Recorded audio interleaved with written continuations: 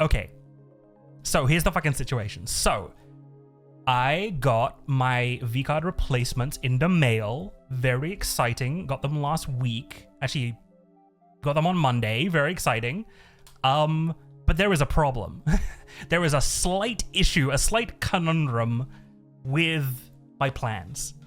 For those of you who saw the tweet, you will know, but essentially, oh god, where's that going? Just a fucking loading up fucking random Firefox. The conundrum is my hand broke. Yeah, my fucking hand broke. Like just after we did the hand cam stream last time, my hand fucking exploded. Like a finger broke. So I had to send it back for repairs. Firefox jumps. Yeah, I'm sorry. Everything's so disorganized.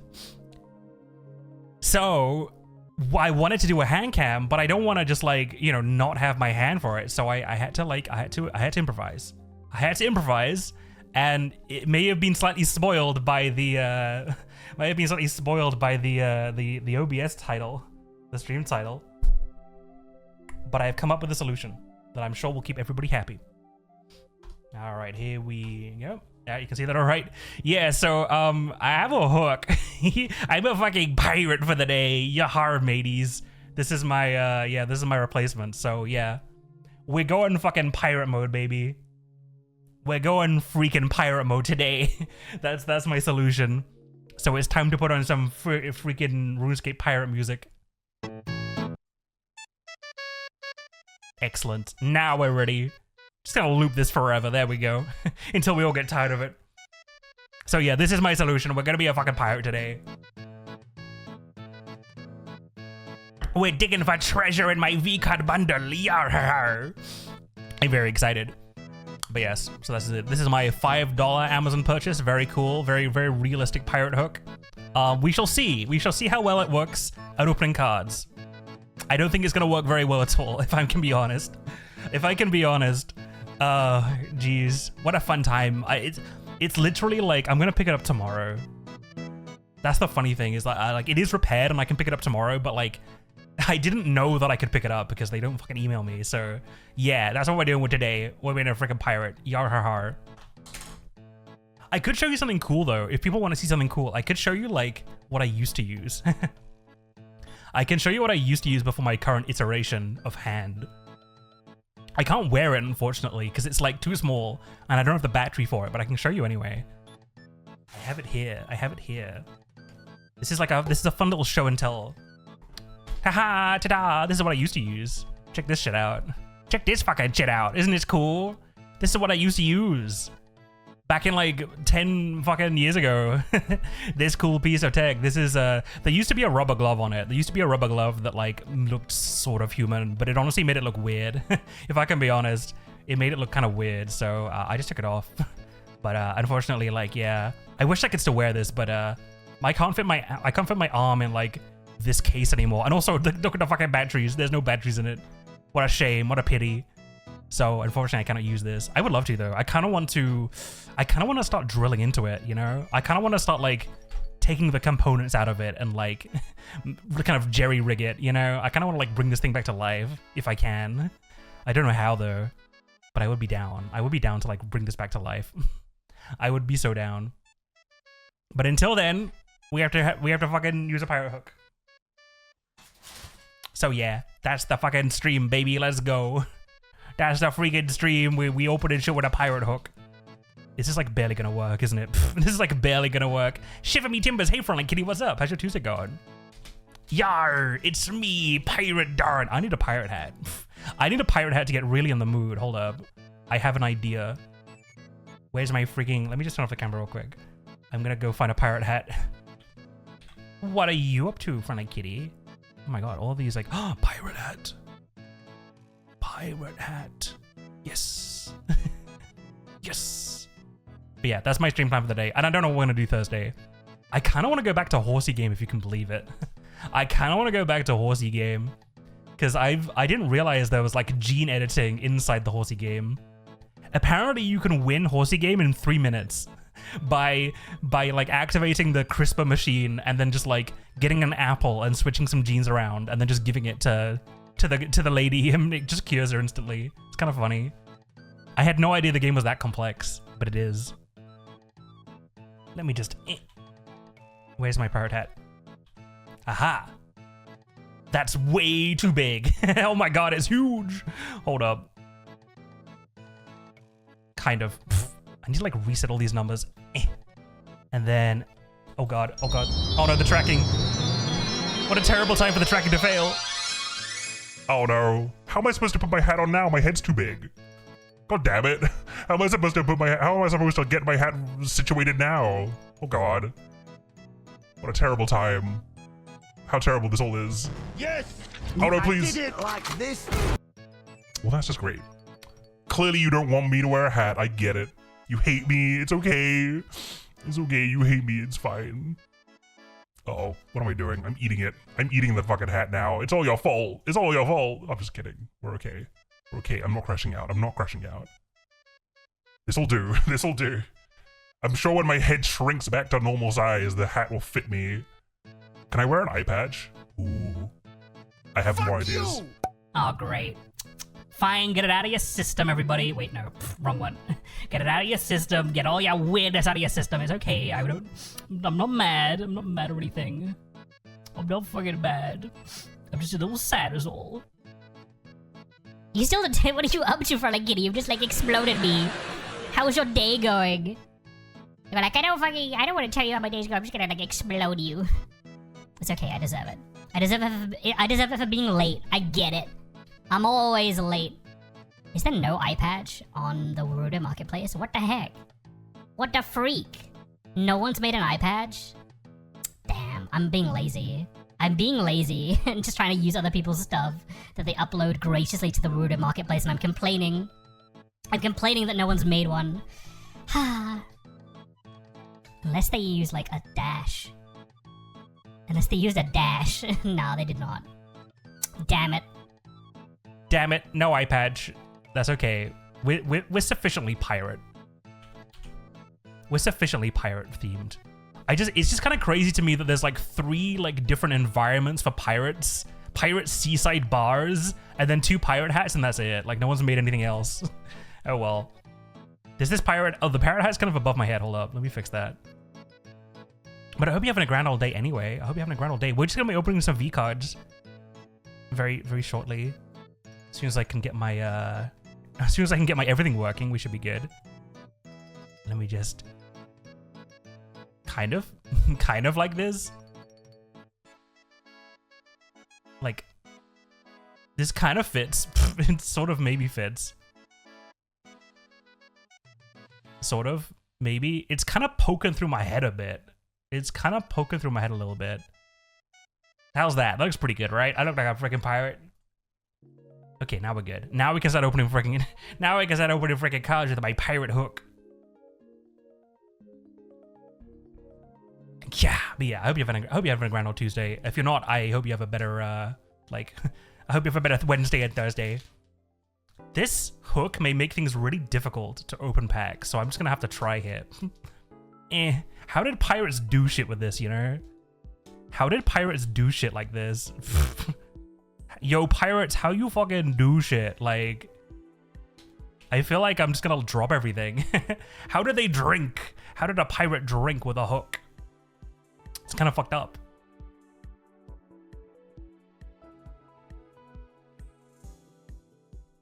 Good so far? Hell yeah. I'm glad. I'm excited. I'm gonna go see gorillas on the weekend. Very exciting. Although I need to, I'm not gonna get into current events, but it's gonna cost a little bit to get up there. It's gonna cost a little bit to, get to the fucking concert because of the fucking oil prices. Oh no. It's okay. I'll be fine. Hopefully it'll mean the traffic is quieter because people are staying home. Oh jeez.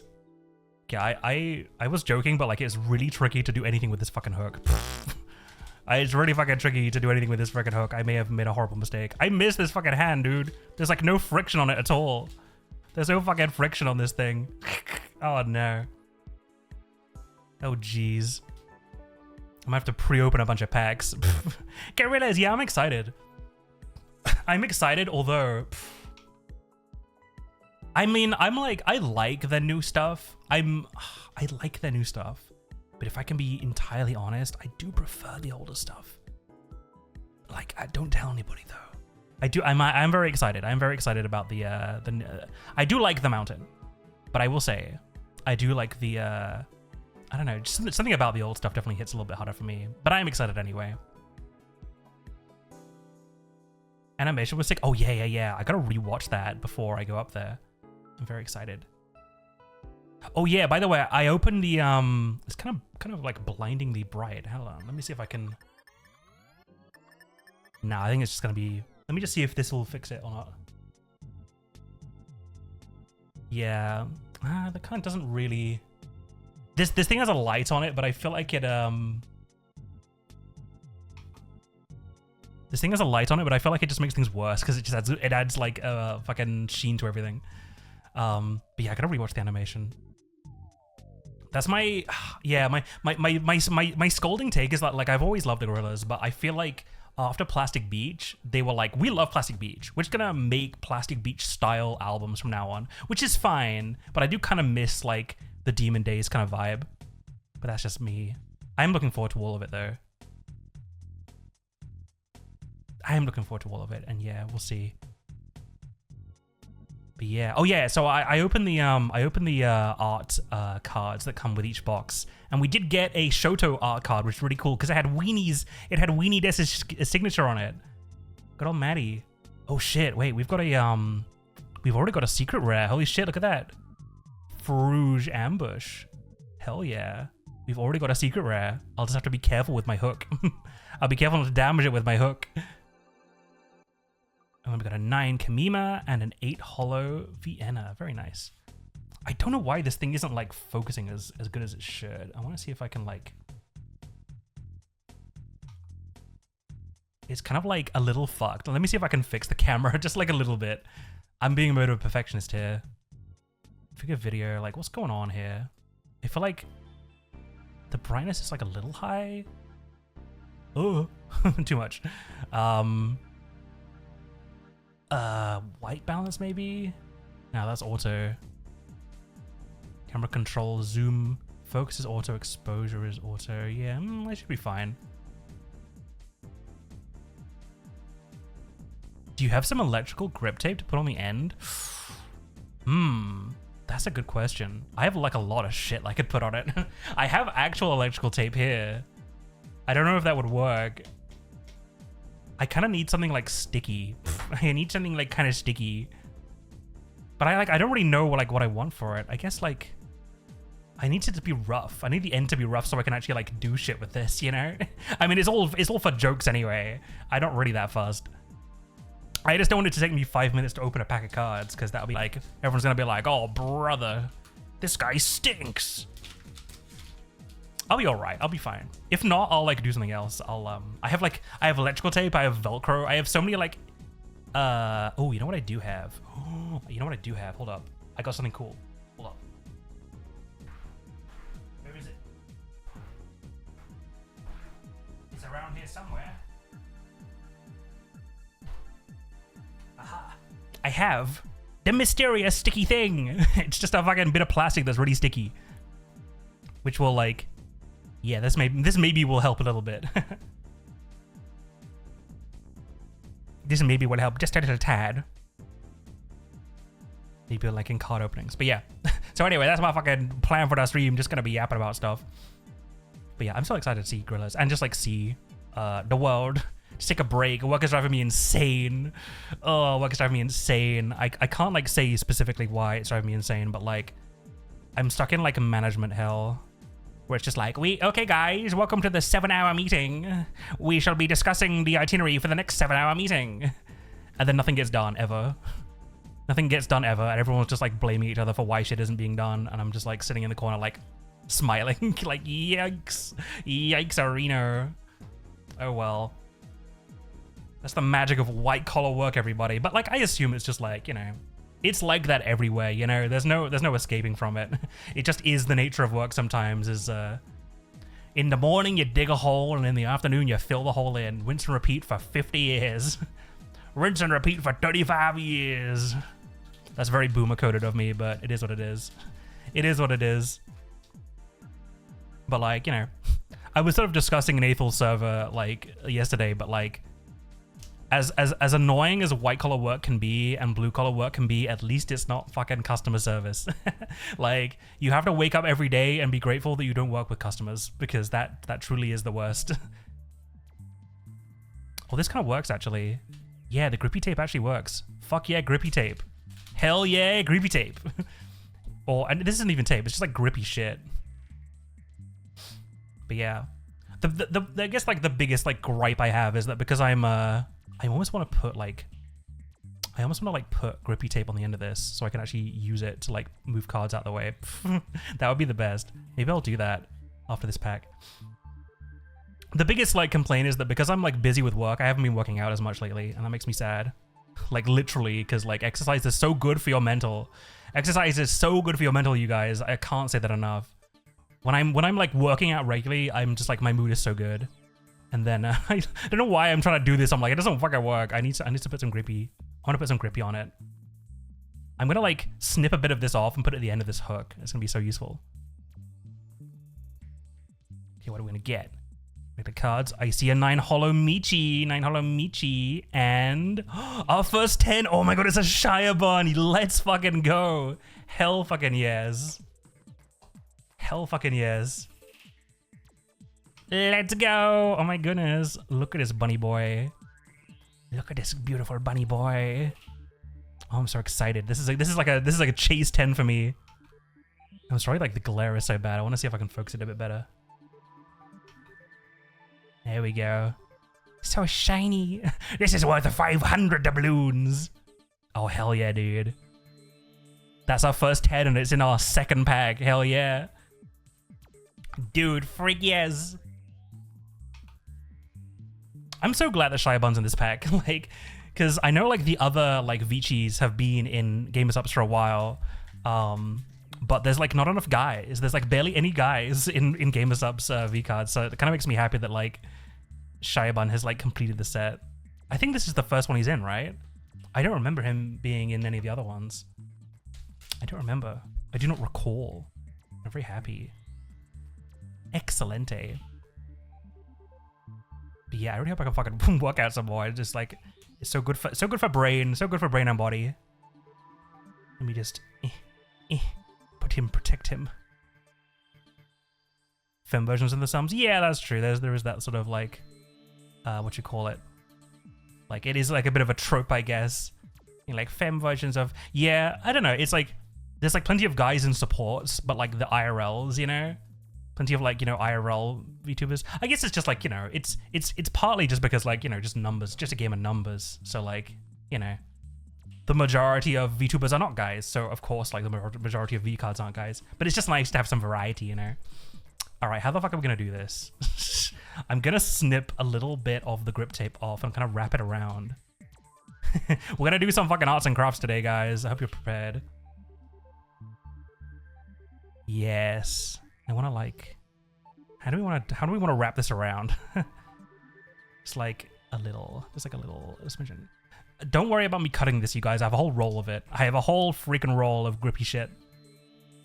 Just in case I need to grip shit down, you know? Just in case I want to be grippy.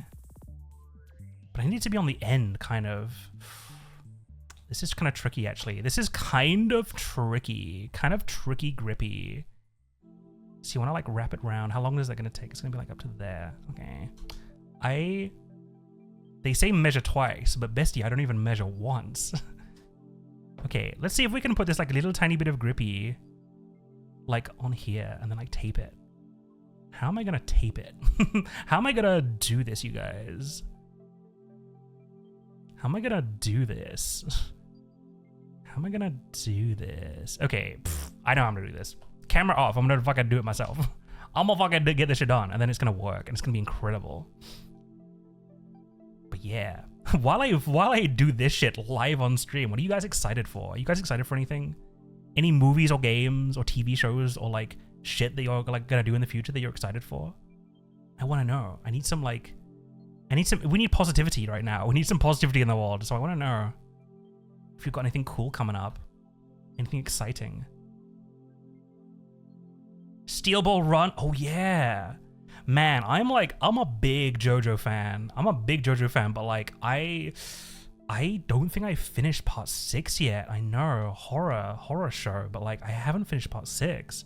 I'm kind of ashamed to say that, but I haven't.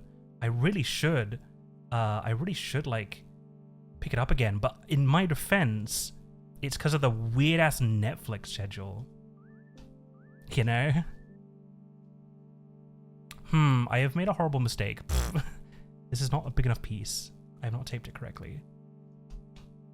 Let me try that again. I'm really excited though. I'm really, really excited for it to be. I'm glad that it's got made. I'm just like, because I was like, oh, I wonder if they're gonna do like a sensible like release schedule. I wonder if they're gonna do a sensible release schedule for this time. And then it was like, and then I saw like the tweet from the director being like, we don't know when the next episode's coming out. I'm just like, oh no, it's the same fucking problem this time. We don't know when the next episode's gonna come out. Please be soon. Just release. I don't know. What happened to like weekly? You know, what happened to weekly, and then maybe a break? You know, that was fine. It worked so well. What happened? Why is like other animes having this problem, or is it like exclusively a David production thing? I don't understand. Not understander. It's bizarre. Hey Drew, what's up? How's your Tuesday going? It is Tuesday, right? Yeah. Cyclothon? Oh hell yeah. Love seeing Connor like get fucking pushed into the bushes. That's always a good time. And raising lots of money for charity. Hell yeah. Can't complain. Love it. You could complain. You can always complain. There's no camera right now because I'm trying. Oh, I've done it.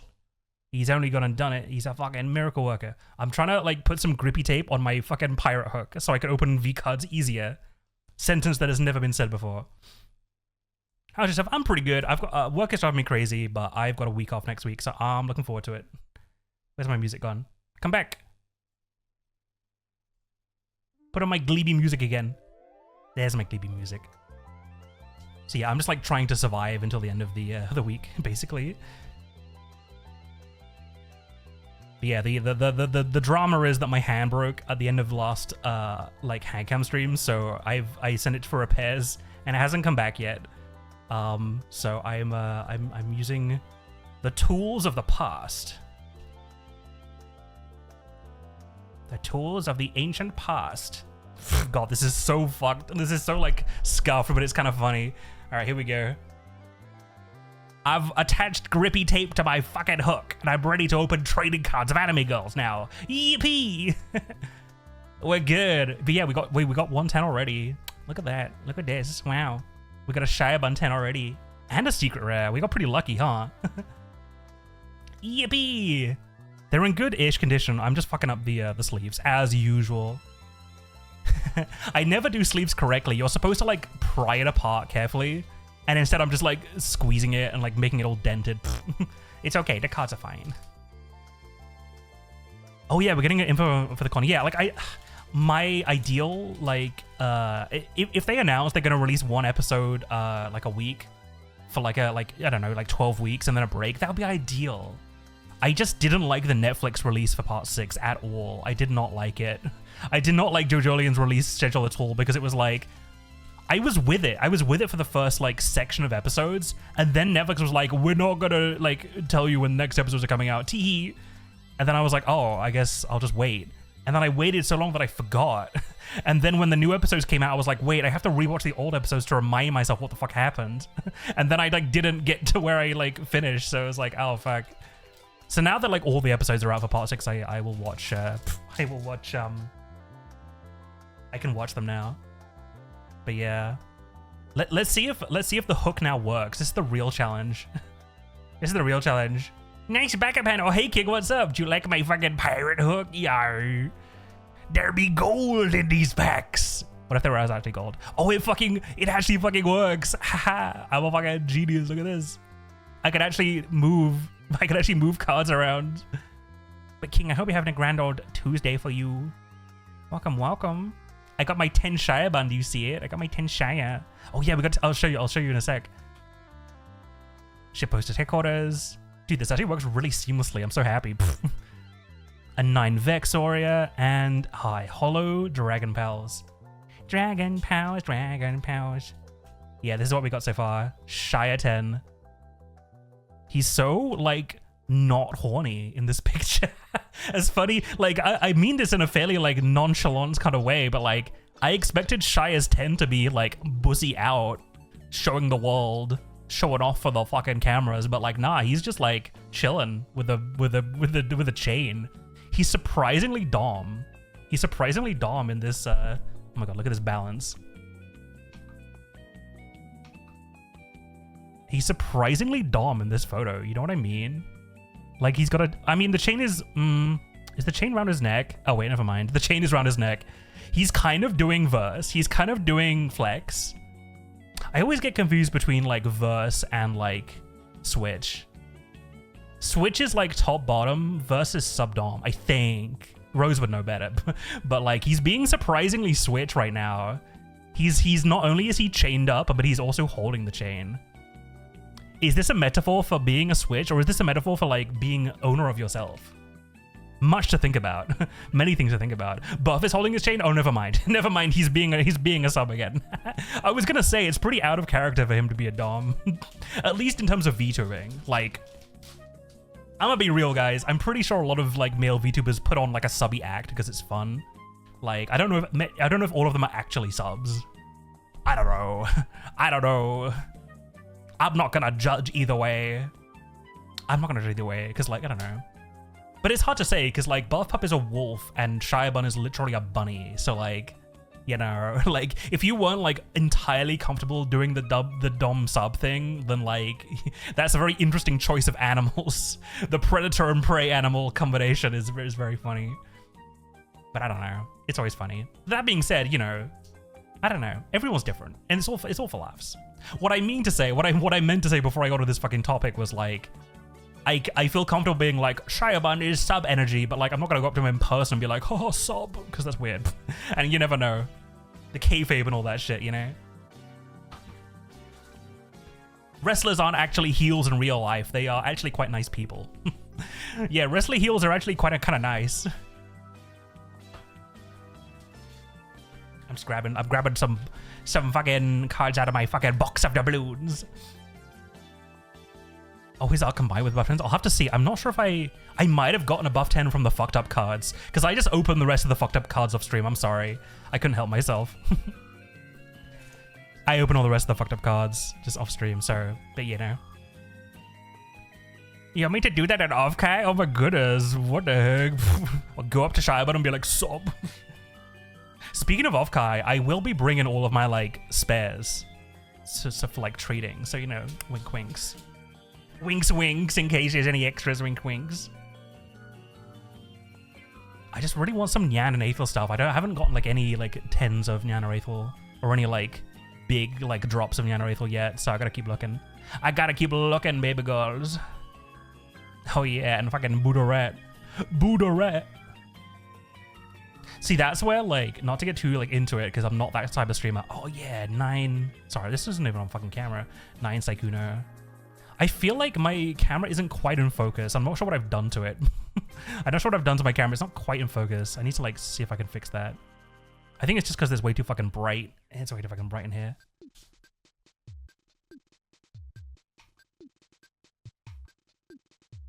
It's like, it's trying to focus. I think it's just, like... Maybe there's some, like, dust on the mic. Streamers fucking around with a camera is, like, so, like, standard, though, right? Every time there's a handcam stream, everyone's like, damn, my camera's fucked up. It's so consistent. Hey, Oliver, what's up? How's your Tuesday going, boy? Welcome, welcome. We didn't find a buff 10 in mine? Oh, I'm sorry for, like, kitty. I'm sorry. Man, I was so tempted to get the buff pup, like, little, like, pup figures. Oh, I was so tempted. I couldn't quite swing the money at the time. But, like, I kind of was, like, so...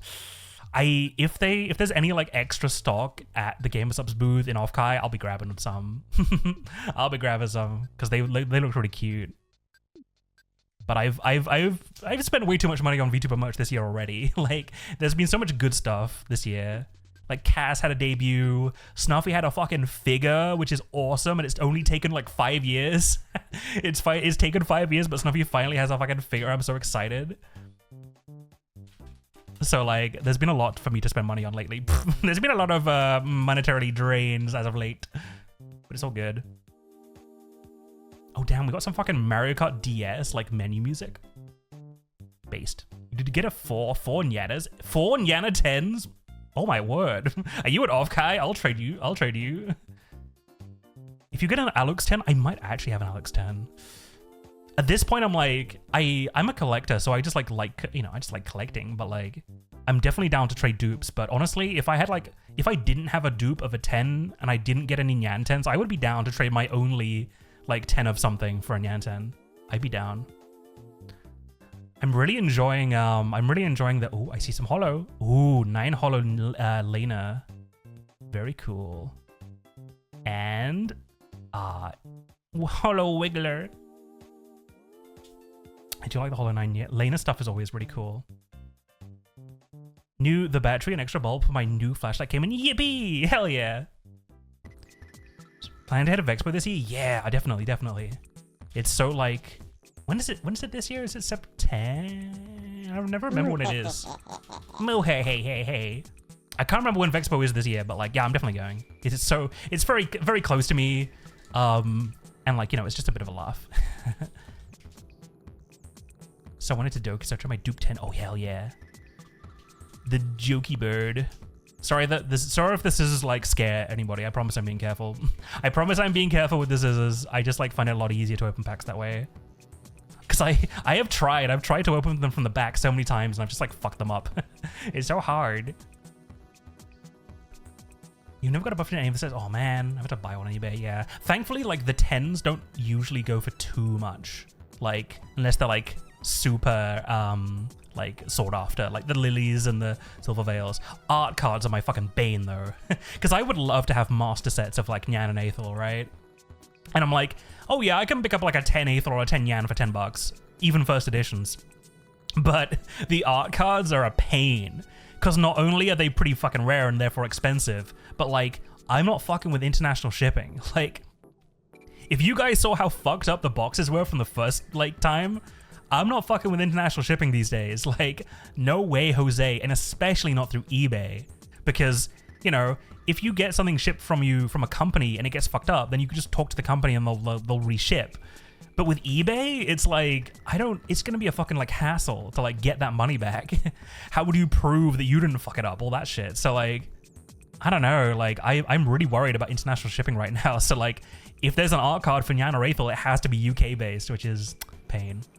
Which is why I kind of want to just trade it like off-Kai or like cons, because it just like takes that stress out of shipping. The transaction is free, you know? Ooh, holo two-faced. Another 9 holo fucking Lena. Okay, funny. And a holo Rambit. Okay, 9. So hey, we got a fucking duplicate holo 9 Lena already. In case that's your cup of tea. Streak week. But yeah. Umming and ahhing might have to go just for a day. Oh, that's fair. That's fair. It's not a huge con Vexpo. You can see everything there is to see in a day in Vexpo. Definitely. Like, it's not like off-Kai. Off-Kai, I feel like there's so much more in off-Kai. So that's definitely like a full 3-day thing. But yeah, Vexpo 1 day is chill.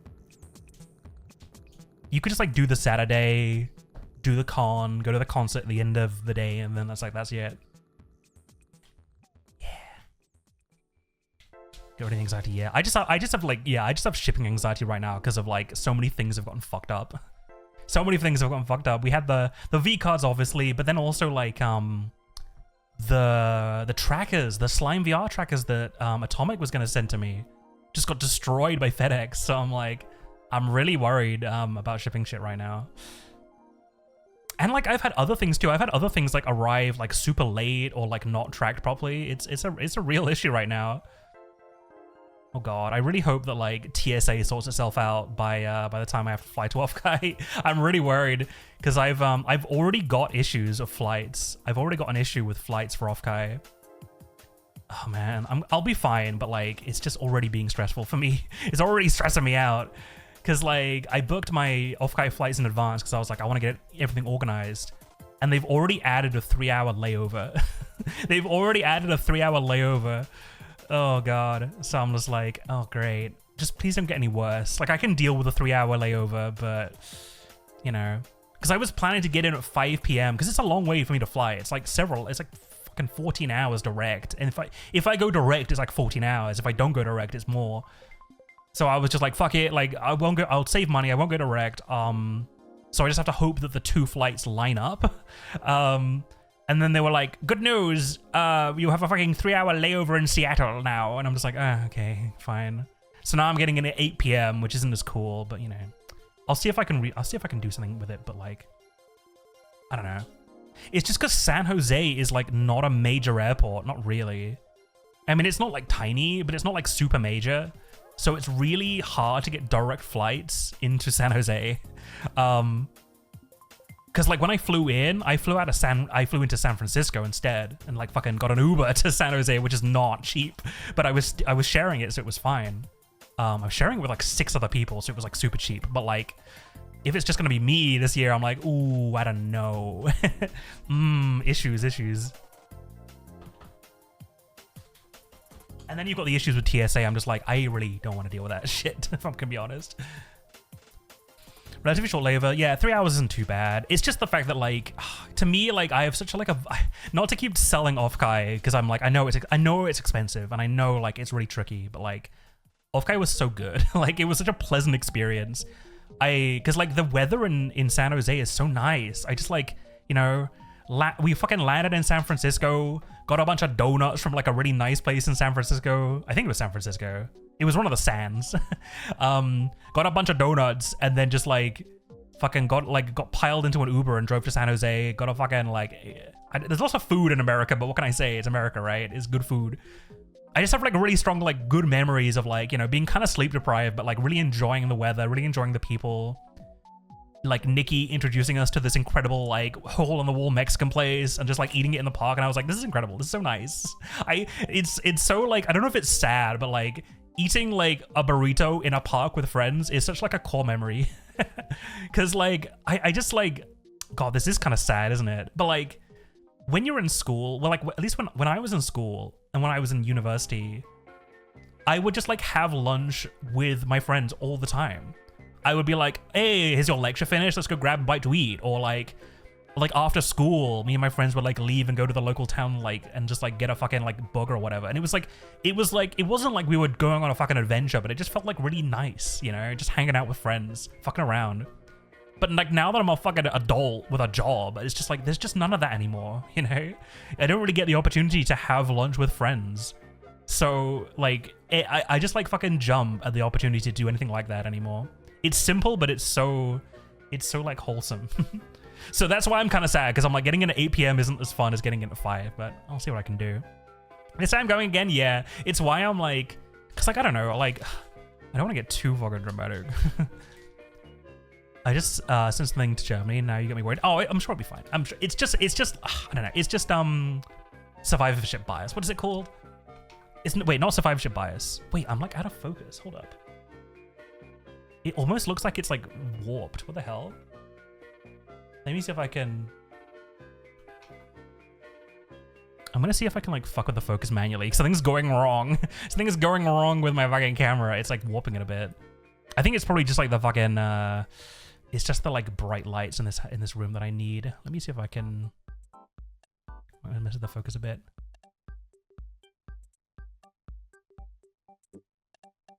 See, that looks a bit more. Is it? Is that more in focus or is that less in focus? I don't know. So what happens if I... Oh, okay, there we go. I'm sure it's fine. It's like good enough. I'm sorry, it's not perfect. Show up just in time for drinks. Yeah, that's true. That's true. That's true. Yeah, it's not survivorship bias. I don't know what the exact name of it is, but it's because I had 2 things get fucked up in a row that now I'm suspicious. Even though I'm sure like it's fine. I need to turn on my fucking statistics brain and be like, just because you had 2 things fuck up doesn't mean everything's bad. You just got unlucky. But so yeah, you'll be fine. I also think it's American customs, not like anything else. I think it's American TSA that's fucking things up right now because I don't think they've been paid like for like a couple months. So like, you know, it's kind of their fucking, you know, issue right now. I can't see anything either way. Oh, that's chill. I'll just have to describe the cards to you. That's fine. Okay, we've got a pink fluff ball called Mono Way to Heaven. It's Maiden in Heaven's mascot, of course. We have the Benson, who is Numi's mascot. I don't know why the fuck they're called Benson. Kind of feels like a normal name or like a bed mascot. Benson's for beds. We've got Dreamer Cosmate, which is Vienna's mascot. Very cute. Not gonna be honest, all of these mascots are just blobs. Can I be fucking real for a second? No, I'm not gonna bash any of these VTubers. Well, I am a little bit. All of your fucking mascots are fucking circles. Can I be real for a second? What is up with this? Also, why am I getting like... Oh, it's the fucking overhead lights. My overhead lights are causing fucking blur. I need to replace those. Okay, let's have a talk about character design, okay? Every VTuber needs a mascot, apparently, because, I don't know, it's just like a rule. But we need to have a fucking talk, all right? All of these are fucking circles. You've just made circle characters. Like, come on. Oh, they have fucking wings, you get a horn. Shut up. They all have fucking circles. I'm mad. Go do something else. Get new material. Boo. I don't know. I'm spoiled because, like, some of the people I know have amazing mascots. Like, think about the incredible mascots of VTubers that you know. Like, the ones that come to mind, obviously you have Basil's, the stinkers. Very, like, it's not, like, super unique. It's just a brown dog, but... what makes the stinkers unique is their energy, their mischievous energy. They're stinkers. They're not just any dogs, they're stinkers. They're mischievous. So I like that all of Basil's emotes, if I can find some of Basil's emotes, because I am subbed. Like, all of Basil's emotes are so good. Like, you can tell it's a stinker. It could be any brown dog, but it's the same shade of brown. The same sort of, like, expressions. I love Basil Polite. I'm sorry. Basil Polite is, like, the best fucking emote on Twitch. Like, I just love using it every time I'm in his chat. I'm just like, this is the face you make when you piss on the floor. Like, and you're like, hello, I pissed on your floor. Dorran's new mascot, see, I have the opposite problem where I'm like, I like my mascot design, because I did it myself. I like my mascot design. However, I feel like, because I have lots of different, like, varieties, there is no, like, standard, which makes it kind of hard to like have a mascot identity. I kind of want to tweak the mascot design a little bit just to make it a little bit more like shape-based, if that makes sense. I want to make it a little bit more shape-based, like, because you can look at the little mini-me's on the screen right now, and like there's a couple where I'm like, why the fuck did I do that? Like the one that King has, I've given like the deer antlers. And I'm like, wow, I love that. However, he already has ears. Every mini-me design has those little pointy ear things. Why didn't I just replace the pointy ear things with antlers? Am I stupid? Is something wrong with me? Like, I haven't like listened to my own design advice, and it kind of makes me sad sometimes. I'm just like, what the fuck why did I do that? What am I doing? So I do kind of want to redesign the mascot slightly, and then like force them to all look a bit more like each other. Because I feel like I added too many details to them somewhat, and then you kind of can't tell that they're the same thing. However, the idea of remaking all of those mascot designs is like too scary to think about. So it may be like many years before I get around to it. Because fuck all that. It took me ages. It took me fucking ages to make all those designs. I'm not redoing them anytime soon. And they're not that bad, you know. There's nothing wrong with them. It's just, you know, design philosophy. I didn't go to school for this stuff, so I make mistakes. Oh yeah, and of course, Bradley, of course, is an incredible mascot. But yeah, I don't know, just fucking 8 hollow Cottontail VA. I don't know, just get a mascot design that isn't just a circle. Every time we'll do a new thing on this stream. Every time we come across a mascot design, I will rate it, or at least tell you my thoughts on it.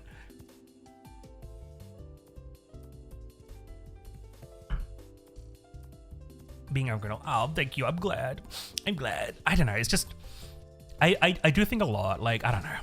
It's not important really, because I'm not like a full-time VTuber and I don't like need to sell merch of myself. But I do think like I really am like inspired by VTubers with a really consistent like visual identity. That's the phrase I love to use, visual identity. I love it when the VTuber has a really consistent visual identity. And the visual identity is not just like their model and their outfits, but like their mascots, the world that they inhabit, everything down to like chat badges. I love all of that stuff being consistent. And there are some VTubers with really nice design for like identities, visual identities. And it makes me like be like, wow, I need to like shape up. I need to like, I want to have like a clear visual identity. The problem is like, there's like, I don't know.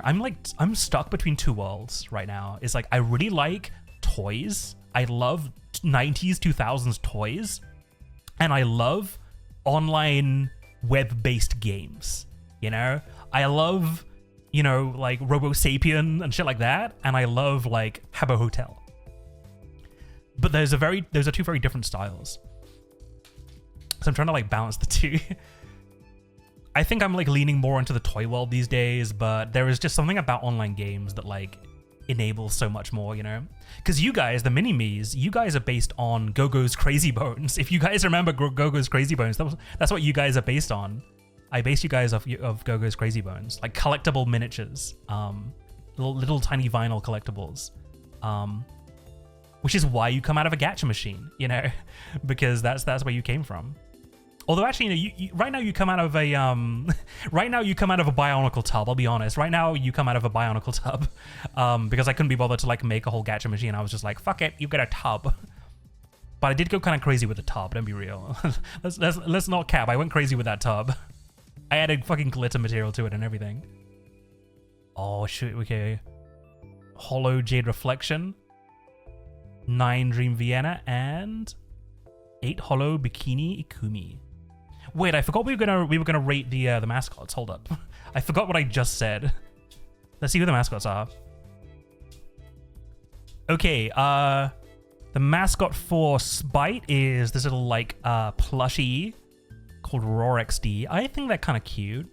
I think like that's a pretty clear visual identity. Like it's a soft like, I don't know what animal it is. I don't know what animal. Maybe it's a kitty. I don't know. But I like that it's got the skull motif. I like the like cross in the eye. I like that it's got bones. I think it's like very clear. I like this visual identity. It's very nice. Grimmy's I also kind of like, because yes, it's a circle, but the giant eye is iconic. I do like that. The little hair looks like a question mark too. So I kind of like this. I kind of wish there was a little bit more to it than just the blob eye, but hey, maybe give it some limbs. I don't know. Or just like lean into the fact that it's a floating eyeball. The Wiggler I have seen so many times. It's Giwi's mascot. I assume because Giwi is like a horror VTuber, this is like a worm that kind of lives in her body somewhere. Very Corpse Bride, I think. I don't know if this is actually the case, but I do like that concept. I don't know, like, are those like ears on the top? Or is that like a mouth? Hold up. I need your opinion on this, guys. What's this? What is this? What's going on the top of this worm? Are those ears? Is that a mouth? Are those like little mandibles? What is this? What is this creature? It's a brain worm? Oh yeah, I can see the brain behind it now, kind of. At least I think that's a brain. I think I see what you mean now. Interesting. Because yeah, I haven't, I'll be honest, I haven't actually watched a lot of Giwi, but I do really like her design. That's like the wonderful thing about VTubing. It's so funny. It's kind of like a thing that's really unique to VTubing is like, you can like not be a regular or like not have watched a VTuber that much, but you can still like appreciate their design. You can't really do that with like IRL streamers. You can't be like, I don't really watch Moist Critical, but I like his design. Wow, the white guy with the long black hair sitting in the chair with a white t-shirt, love it. You know? It's just one of those things where like, you know, you can, VTubers you can appreciate from afar, I guess. The VTuber situation is crazy. That's cool. But yeah, what was I talking about? Oh yeah, but yeah, I fucking love Afkai. I know it's like too much money, but like it's I can't not. I don't know if I'll go again next year. I'll just see, because it's like I don't know if this is sad to say, but I don't really have like plans outside of that. So like it's not like Offkai or anything else. Like I've been on like other vacations, but like honestly Offkai is just way more fun than anything that I've gone on myself. Like I've gone on like vacations just on my own, but like I just didn't really enjoy them as much. They were all right, but like I didn't really know what I was supposed to be doing, you know? But when I'm around other people, it's just like, oh, let's go do this, let's go do that, and it's fun immediately. So I would honestly just rather have friendcations for a while, you know? At least until I settle down and have kids of my own. Then I can worry about going to Disney World. But until then, I just want to like have friendcations. This is Ariel's mascot. It's a cute little white doggy. I don't know if there's any like other design aspects of the white doggy, but it's still like pretty cute. These are Aqua's mascots. They are little blobbies, but I do like the ears. I do like the little bunny ears. And then we have, okay, Kuro. Oh no, this is GX. Oh wait, this is GX Aura. Okay. GX Aura, I think you have another sphere mascot here. Fucking focus. Freaking. Why aren't you focusing? There we go. We have another sphere mascot moment. Wee woo sphere alerts. I don't know. It's just a sphere. It's just a little sphere, and like you've got little ears and you've got little wings, but like it's just a freaking sphere. I'm sorry. You're going in the sphere pile. You're being banished to the sphere realm of sphere mascots. I'm sorry. Naughty sphere mascots going to the sphere realm. But yeah, I don't know. I still really want to work on redebut stuff this year, but I don't know. I've just been fucking exhausted with work, if I can be honest. So like, honestly, I've tried taking my own advice, which is harder than it sounds, but I just suppose everyone suffers from it. But oh, dude, another full art. Yeah, hell yeah, full art Lucky Pull. I don't know who these people are. Oh, it's Crimbo Druid. Oh fuck yeah, I know Crimbo. And it's inspired by oh yeah, it's the Clueless gang. Very cool. I do love this art because it's like good use of space. Good use of space with these 4 characters. Oh fuck, a 9 Hollow Shire bun. I think we'll be able to like master set. We might be able to master set Shire with the exception of the art card, of course. I like defining like oh, and a Hollow Limo, nice. I like defining like, to me, a master set is everything but the art card, and the art card is a master set plus, because like there's no fucking way I'm gonna get there's no way I'm gonna get every single art card. Like you get one VTuber art card per box, and then you get one like support art card per box, which is you're gonna need a lot of boxes to finish your art cards. So I would be happy with an art card of any of them. Unfortunately, yeah, I did not. Who are my art cards? I can actually look up what my art cards were. It's the benefit of getting like another like set of 3 boxes sent to replace the fucked up ones is I do have double the amount of art cards, even if 3 of them are kind of fucked up. Even though 3 of the art cards are kind of fucked up. Let me look up and see what my art cards were, because I'm kind of curious. I kind of forgot. My art cards were, I got an Aqua, the VTuber Aqua, Sykkuno, which I'm really, really happy about because it has the Maddie signature on it. Tricky. Wait, no way. Did I actually? I don't want to make anybody jealous. It's going to make at least 2 people in chat jealous. I completely forgot I got that. I actually got, now that I've like checked my little like log, I actually got really lucky with the art cards. I'm sorry. I'm sorry to make you guys jealous. Let me show you. I'm sorry. It's because it's been like 2 weeks since I opened them. The cloud, the big box, the big collection. Let me show you. Because I actually got pretty lucky. Both in terms of VTubers that I watch, but also like trade value potentially. Because these are like sought after. Let me show. Hopefully this isn't gonna like dox me with the fucking reflectiveness. Okay, maybe it is a little bit. There's the Aqua. Let me see. I've kind of put them like where they would go if I was. I'm gonna fill this in eventually. I'm gonna fill this in with non-bent cards first, and then see what I have left over.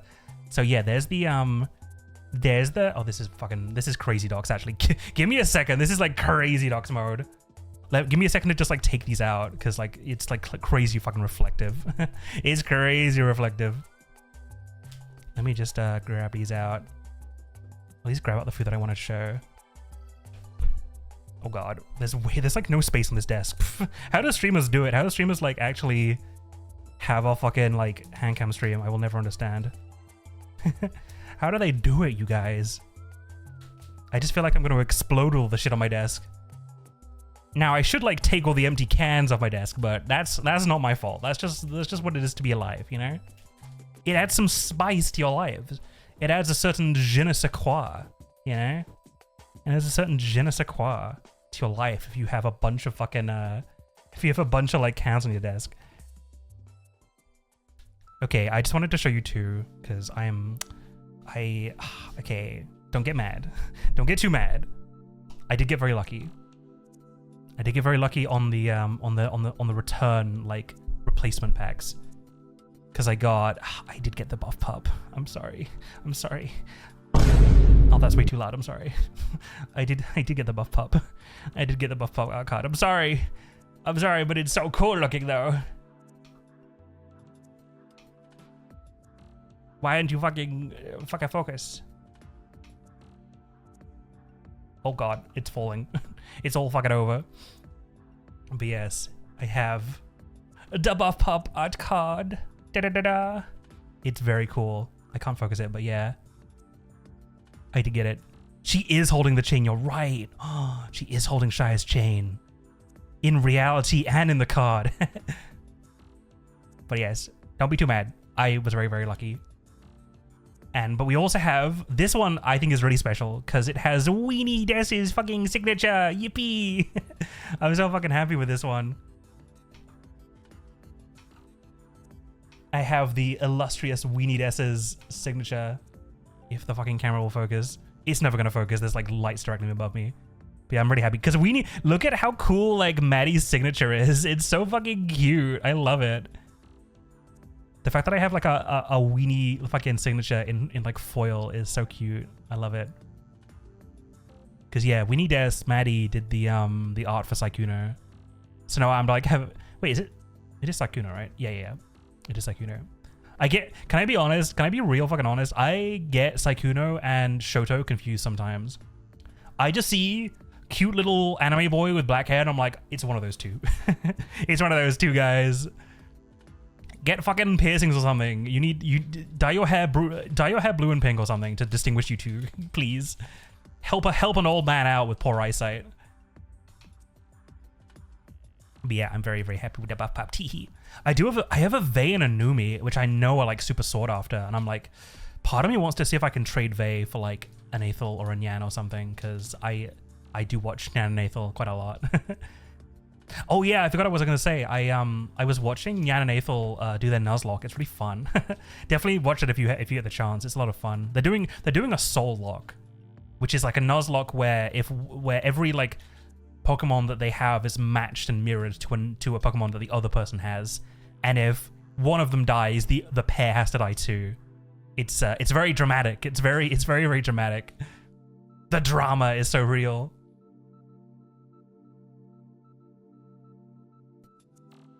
Oh yeah, sorry. I've had like 3 like in progress thoughts that I'm like now finishing up. Yeah, I'm trying to take my own advice. I'm trying to take my own advice and actually rest. Like, let me just string that a bit. I'm trying to take my own advice and rest when I'm feeling tired, because like I know every VTuber is guilty of like that. Every streamer is kind of guilty of like not resting when they need to. But I've honestly just been so tired after work this past like couple weeks that I am just like resting after work rather than working on stuff, which I think is important. And I know it's really hard for me to do because I hate feeling like I'm not doing fun shit for streams, but I think it is important, you know? Oh, cool. There's 8 Aethel as well. Yippee. Give me that 10 Aethel, baby. Oh, and 8 Rose. Oh, good times. All my faves. A Siren, Sketchboard, Green Gang, 9 Grimmay, and an 8 Hollow Momate. But yeah, I'm resting. But I promise I'll get back on the horse soon. I just need to get through this this project bullshit. This temporary project bullshit that's keeping me busy and depressed. It's alright, I'm being dramatic. I'm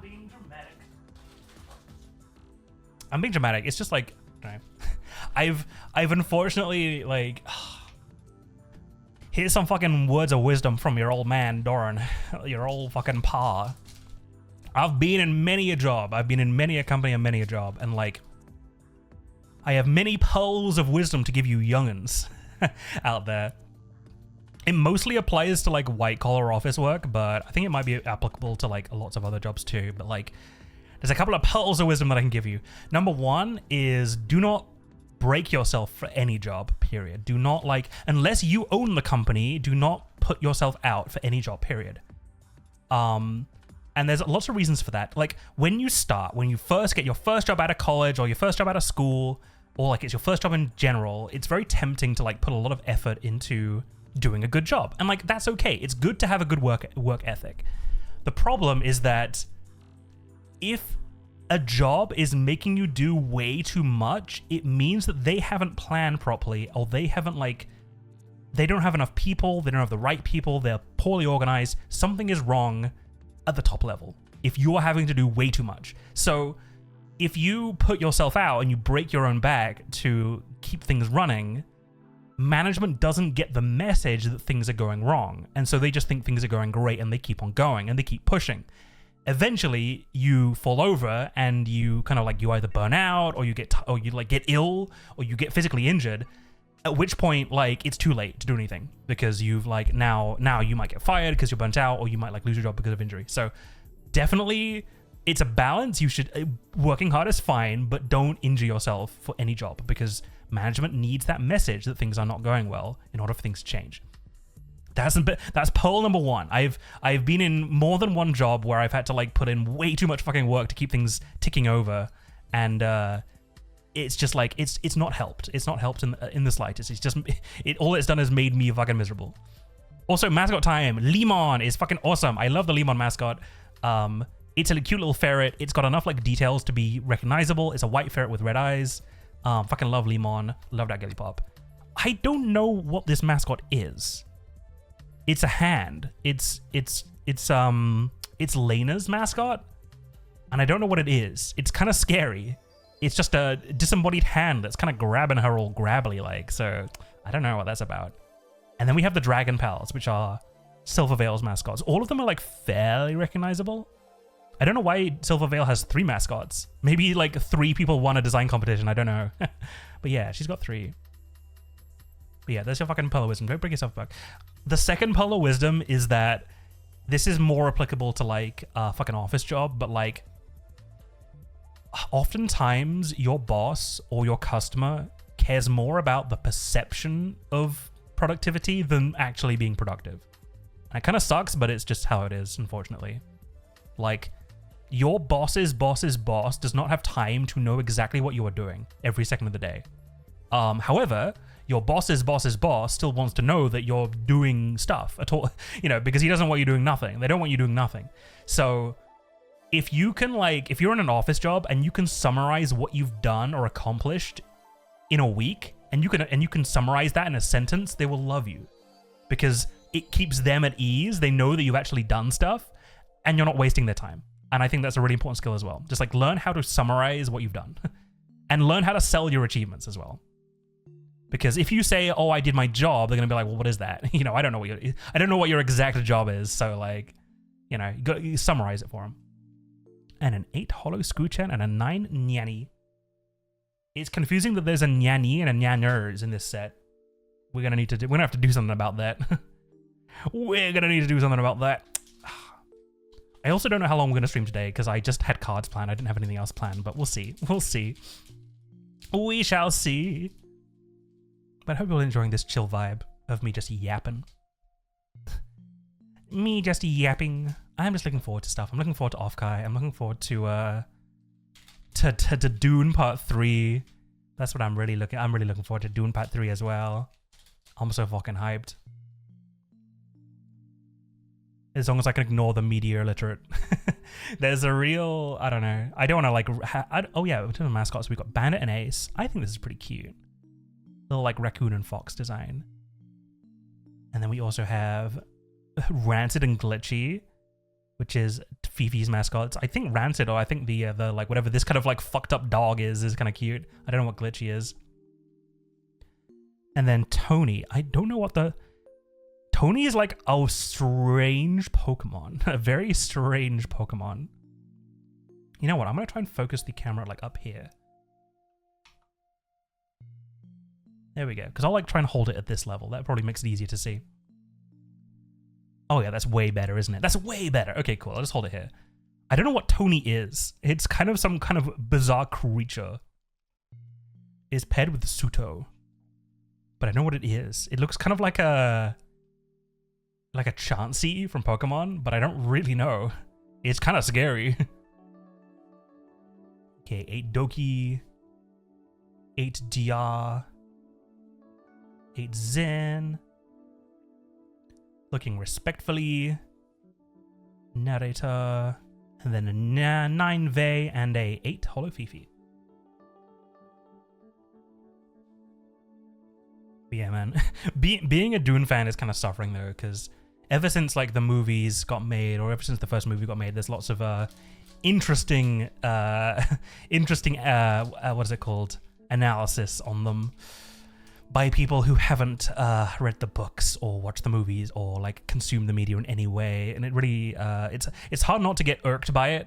But you could, I don't know, just gotta like separate yourself and be like, it doesn't really matter, you know, if somebody doesn't understand things. And it's also really hard to explain, because like if you say you just don't get it, you don't like it because you don't get it, it's like really hard to like be taken seriously when you do that. Because like that's like everybody's defense ever for any piece of media they like. It's like, you just don't get it. And it's like, it's hard to say, it's hard to know when somebody says that if they're telling the truth or not, or whether they're just mad. But I really mean it. You just don't get it. If you don't like Dune, that's fine. But like people like misinterpret the books in a pretty crazy way. That being said, it's like, it's kind of understandable, because that's literally what happened with the books. Like when the books first came out, when the first like Dune book came out, what's his fucking name? God, who wrote fucking Dune? Is it Frank Herbert? I'm so bad with names. Who wrote Dune? Let me Google this shit. Who wrote Dune? Internet, who wrote Dune? Who fucking did it? Who wrote that book? Who did? It was Frank Herbert, right? Frank Herbert. Yeah, okay, I got it right. Cool. Yeah, when Frank Herbert wrote the first Dune book, a lot of people horribly misinterpreted what he was going for. And so a lot of his like Dune sequels spend a lot of their time being like, you fuckers don't get it. Let me spell it out for you chumps. Which is kind of funny, because like the same thing is happening again. Like with the movies, people are being like, the main like crux of it, sorry to like media dump, but like, I don't know, it's interesting to me, so teehee. That's what streams are all about, right? The main dealio of Dune is that, you know, Paul Atreides is the Messiah. He's the Messiah that's gonna lead the Fremen to like paradise. It's all a con. Like, it's all a con that has been constructed by the Bene Gesserit, who are essentially like the witches of this world. These like, they've been sowing like the seeds of that religion for thousands of years, and have effectively like artificially constructed it, artificially like warped the religion to support their goals. So Paul Atreides rocks up and he's like, I want to get back at the people who've wronged me, and I can use this prophecy to my advantage. I can use this prophecy to, you know, essentially raise an army of the Fremen. And the issue is that the book doesn't make it clear that Paul isn't a good guy. Like, the book kind of implies that like, oh, Paul is like the protagonist, yes. And you're so used to the protagonist being the good guy that it's easy to interpret the book to be like, Paul is a white guy that shows up to the Fremen world and convinces them all to fight for him because he's the best guy and he's the prophecy. And he's actually a god and godlike figure. And it's like, yeah, that's what happens. But he's not a good guy. He's using like the very evil like machinations of the Bene Gesserit to his advantage, but he's not a good guy. And there is a very dire consequence for him doing that, that he himself realizes far too late. But that's like the point of it. It's very much a criticism. Like the books are very much a criticism of the white savior trope, but people will interpret the book as a white savior trope and be like, it's bad because it's a white savior trope. And you're like, it's quite literally written as a criticism of such a trope, but you have missed that entirely. You have taken it at face value, and now we are all screwed, and media literacy is dead. But I don't know. I'm complaining because it's very special to me, that series, but hey. It doesn't help that, like, I love David Lynch, and I love David Lynch's work, and I do like David Lynch's Dune to an extent. I think it's very visually interesting, but David Lynch's Dune has an issue, which is that it kind of shows Paul as a savior, like, pretty clearly, and doesn't really say anything to the opposite. Which, to be fair, is like a fine adaptation of the book, because the negative effects of Paul's ascendance into godhood aren't really fully explored until the next book. But it still kind of sucks that, like, the film is basically like, and then Paul was the hero and lived happily ever after with his 2 wives, the end. You know. That's why I'm, like, really excited for Denis' work, because Denis Villeneuve went into the Dune being like, well, I know what the other books say, so I'm gonna sow these little seeds. I'm gonna sneak in some, like, hidden meaning in the first film, even though I know it doesn't come to fruition for another few, like, books. I can, like, start leading in with this idea that, like, yeah, Paul isn't a good guy. He's fucked up. He's real mean. Okay, we have Woodchat here, who's Momote's mascot. I feel like a lot of mascots have this cross in the eye. Have you noticed that? We've had more than one mascot with a cross through the eye. I think it's like, it's symbolic of, like, a childhood, like, teddy, where the eye's, like, been torn out, and so they've, like, sewn it over. It's like an interesting, like, design motif. Kind of like it. I mean, I'm very, like, obsessed with, like, toy designs, really, especially broken toy designs. It's why, like, my design is so fucked up. It's why I have this, like, cut underneath my eye. You can kind of see it. That's like, I just wanted to, like, make it clear that, like, my design is, like, I wanted to make it clear that I'm a used toy. I'm a very, like, damaged toy. I'm a secondhand. Literally, funny joke. Ah, the bunny boy. Can't go wrong with a bunny boy. I do like the guildies as well. I really like the guildies because, like, it's kind of cool for, like, a mascot to have clothing as well. You got the little hoods. It's kind of cute. It's kind of cute and adorable. We've got 8 Giwis, Gwimmies, Schmuggalanas. Nisha Tropa. Welcome in, Raiders. Welcome in, everybody. Hello. Let me wave to you with my hook hand. Welcome in, everybody. Welcome, welcome. What were you up to? What were you playing? For those of you who don't know me, my name is Dorran. I'm a green robot. Oh my god, so many bombs. Welcome, welcome. What were you guys up to? Welcome in. Oh, Baby Valen. Welcome in, Baby Valen. What's up? Hello, hello, hello. What's up? What were you playing? What were you doing? But yeah, for those of you who don't know me, my name is Dorran. I'm a green robot. I like playing retro games, sometimes corrupting them. But today we're opening some VCARDs with my hook. With my terrifying hook.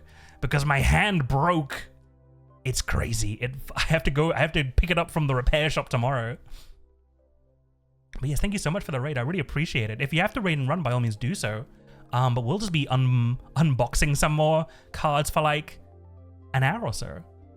That's your wife. Oh, your wife. That's so cool. She had to run because her headphones are dying, but we are doing Vintage Story. Ooh, what is Vintage Story? Thank you so much for recommending me as a raid target. I really appreciate it. What is Vintage Story? Charlie, Moist Critical of Prayer. Holy Jesus, Moist Critical. Blesses your stream. Blesses your raid. I want to know. A Spite 9. And a Hollow 8 Grimy. Very cool. Currently, our best pulls. It's like Minecraft was good. There's like several if Minecraft was good games, but I appreciate it. I think I remember what Vintage Story is now that you say that. Let me do some Googling. Vintage Story. Let me have a little peek. A little peek on the internet. Vintage Story. I don't recognize that. Oh, it does look like Minecraft. Oh, it is giving Minecraft. It's giving like a modded Minecraft. I appreciate that. Looks cool. It's got farming. Yeah, we're seeing so many games now that are like based, not just like based on Minecraft, but based on like a certain like mod direction. Because you know, like Minecraft mods these days, like they kind of go in one of like 5 directions in terms of like what they want to go for. You've got like the mod packs that make it into an RPG, the mods that kind of make it into like kind of a farming crafting sim. You've got the ones that are combat focused, stuff like that. So like that definitely looks like a Stardew Valley-esque like focus on farming and like cozy kind of sim vibes, but in a Minecraft world. It's very cute. It's really cute. I'll show you something cool for the raid. This is what I used to wear. This is the hand I used to wear when I was a little kid. Not like a little kid. This is what I used to wear. This was my old prosthetic that doesn't work anymore. And also I don't have the battery for it, and I can't. My arm doesn't fit in here anyway. But this is what I used to wear. Isn't it cool? It's fucking a robot hand. Check it. It's fucking real. But unfortunately, it does not work. I want to like bring it back to life eventually and then wear it and terrorize people with my terrifying claw. But until then, it's just a static piece of paper. It's just a paperweight. For now, it's just a paperweight. But I have fun with it. The whole game is set up like a mod, and they've got their own local mod database. It's hardcore survival. Ooh, I see. That's kind of cool too. I guess like that takes the point for like, I guess that's like kind of the point of like the farming then, huh? Because like farming in Minecraft never really like made sense to me, because it's like there's no benefit to like making complicated food because you can just live off bread and fish maybe. So I never really bothered with the food stuff, but it's nice if there's like a benefit. Oh, I didn't know. Yeah, I need to like talk about it more. I don't really yell enough from the rooftops that I wear a prosthetic. But yeah, I wear a prosthetic on my left hand. It's usually much cooler, but unfortunately it's in the shop right now getting repaired. So I'm wearing a hook today. I'm wearing my crazy hook that I put grippy tape on so I can open card packs with it. Pretty clever. But yeah, I've definitely been meaning to do lots of more like hand cam streams because, you know, I have a cool robot hand. Why shouldn't I do hand cam streams? It's like a natural thing to do, right? And I enjoy them. Even if the prosthetic isn't very good at certain things. Like we really struggled building Lego like a couple weeks back. But I need to get it back from the shop. It's like, it's repaired. I just need to go pick it up. Gotta drive all the way there. Much like a car, you just gotta pick it up from the repair people. But yes. I mean, thank you so much again for the raid. I really appreciate it. If anybody has to raid and run, by all means do so. But yeah, we'll just be opening cards. Didn't really have a plan for the day, so we're just gonna be opening cards, looking at all the mascots. Yeah, this is Luciel's mascot. I'm just going through the mascots and being like, a lot of them are spheres, a lot of them are circles. So I'm looking for like the really good mascot designs. Bradley is just peak. You're like, yes, he's a dog, but he's just like, he has the face, you know? Bradley's face is so iconic that like you can just draw him in 1,000 different styles and it will always be Bradley. And we love that. We love Cherub Bradley so much. I'm gonna frame this. Yeah, so ways on doing hand cams. Yeah, play to your strengths, you know? Turn lemons into lemonade, you know? Use disabilities for content. Exactly. That's exactly what I'm doing. And I'm not ashamed of it. And we've got Cleo. Again, it's just like, it's a kitty cat, but I like that it's kind of like a what's the cat goddess? It's not Anubis, that's the dog. Baphomet? What's the Egyptian cat goddess? I'm really bad with the names. These are GamerSup's VCARDs, which are a bunch of VTuber cards to collect. So that's why I'm buying them. That's why I get sucked in, because I there's a couple of VTubers that I watch. Bastet, that's the one. There's a couple of VTubers that I like in this in the VCARD set, so I collect it for them. I'm collecting for the VTubers that I watch. And all GamerSups know how to advertise, and I'm full for it, hook, line, and sinker. But I have fun with it. It's good for content. Speaking of VTubers that I like to watch, here's a buff pup. Evil buff pup. Oh, her outfit is so cute. It's kind of alluring. I love the like skull motifs. I just love the way this artist draws buff pup.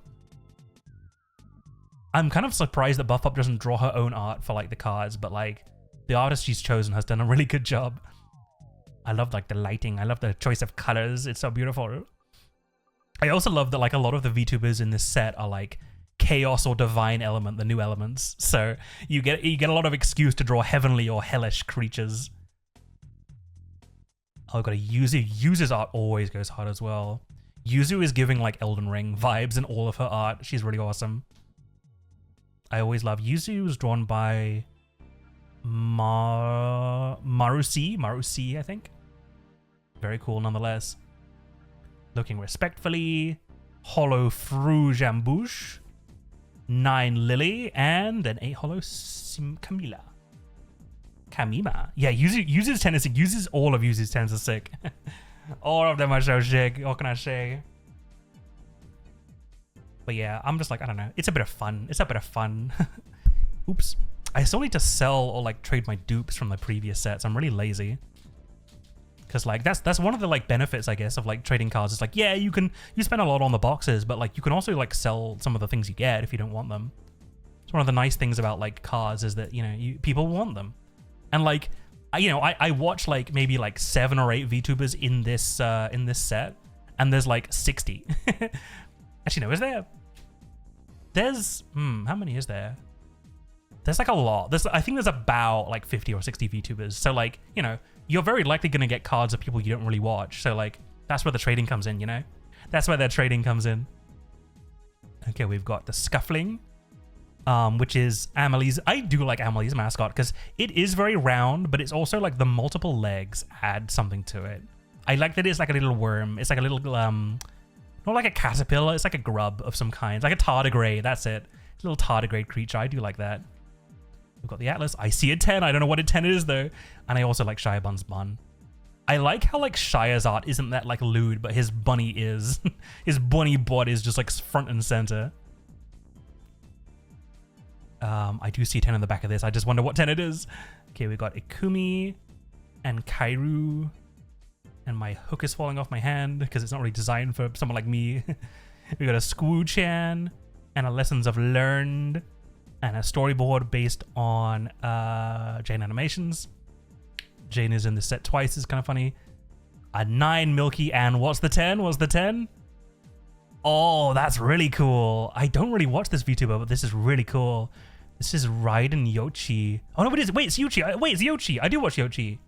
I didn't recognize it at first because it's so yellow, and Yoshi isn't really a yellow like design, but like, yo, that's really cool. It's so spiky. It's so pointy. That's really cool. Hell yeah. I didn't recognize Yoshi at first because it's like, I think of Yoshi as like a red like design, but like this is mostly yellow, but it's really cool. Cool as hell. Hell yeah. There's another pull. A fine addition to my collection. Obi-Wan Kenobi. I'm also slightly thankful that like I'm not a Magic player. Because like there's like a VCARD set every year. So like it's pretty like well spaced out. So you can like, you know, save up and get like a couple boxes and it lasts you a while. If I was a Magic player, I don't think I'd have a house. I think I'd be homeless if I was a Magic player. Because oh my god, they are just coming out with sets every fucking like 3 weeks. It's like, here's a new, it's so many collabs these days. I feel sorry for my Magic player friends that are just like, how do you survive? How do you live? How do you afford food? If there's like a new like collab every like few weeks. And it's all collabs that are kind of cool as well. It's like, oh yeah, there's like, you know, Avatar The Last Airbender and TMNT and fucking My Little Pony, everything. You just proxy shit now, that's fair. Because I always like, that's the other thing about VCards is like, I don't really care about playing, and that's okay, you know. I feel like you can take every card game and kind of grade them on what percentage of people are collectors and what percentage of people are players. Like, Pokemon, it's mostly collectors these days. Magic, there's still like a big playing crowd, because Magic is actually a good game to play. Like, I don't know much about playing Magic, but it sounds like a really like, it's technical without being too obnoxiously complicated. It's like you can have strategies without it being like super obnoxious to like actually, you know, plan it, you know, play a game. Because like so many, I don't know, so many board games can be like that where it's like you need a fucking degree to understand what's going on. But like Magic seems like a really good balance. And yeah, lots of different formats. Like I know my friends are like big Commander players, which is fair. That's like the most popular one, I guess. But unfortunately, because it's a game that people are actually playing, you have the issue where like rare cards are better, or like if there's a good card that is really useful for a particular color deck and it's also rare, it's like, ooh, yeah. Because like that was originally like the principle of card games, right? Like originally like the rare cards were the good cards, so of course you wanted them for 2 reasons. Nowadays I feel like with like secret rares and like alternative arts, like it doesn't, I feel like that's the best way to do it. So I kind of understand. Like I agree with the way that Pokemon has done it, where they're like, everybody wants like EX cards in Pokemon, which is like, they're not that rare and they're pretty cheap. So like if you want to build a strong deck, you don't have to worry about like forking over rent money. Whereas the real money comes from the secret rares that don't affect gameplay. I think that's a good way to do it. But I don't know if Magic's the same with like rare cards are also powerful. I know with like the collabs, there's like secret arts and stuff. At least I think there is. It's not like fucking Black Lotus. That's all I know. Oh, is that Yu-Gi-Oh? I'm sorry, I'm really confused. No, it's that Yu-Gi-Oh. Wait, is that Magic? I can't remember anything. I'm really bad with my brain. Don't work today. I'm tired. Tricky has so many ghosts. What the heck? Bro, you have like 5 mascots. Chill. Chill. But yeah, I'm kind of, I don't know. I never really got into cards as a kid because like my parents just didn't buy them for me. I was like, Mom, can I have some Pokemon cards? And she was like, no. Which like, to be fair, I kind of get her point now because it's like, you know, it's a lot of money for a young kid to sink into. So I was very responsible with my money. I saved it up and bought Lego instead. Another money sink. Yeah, you gotta be careful. You could only have so many money sinks as an adult. You're only allowed like 1 or 2 money sinks as an adult. Otherwise you get in trouble. You gotta pick and choose. 9 Crimson Bloom Lena and an 8 Hollow Suto. I kind of like this art. Suto's not like the main focus. She's just caught in the net. But it's kind of cute nonetheless. She's like literally being, she's being fished up, and I think that's really cute. I wish there were more cards of fish VTubers being caught in nets. I think that's kind of adorable.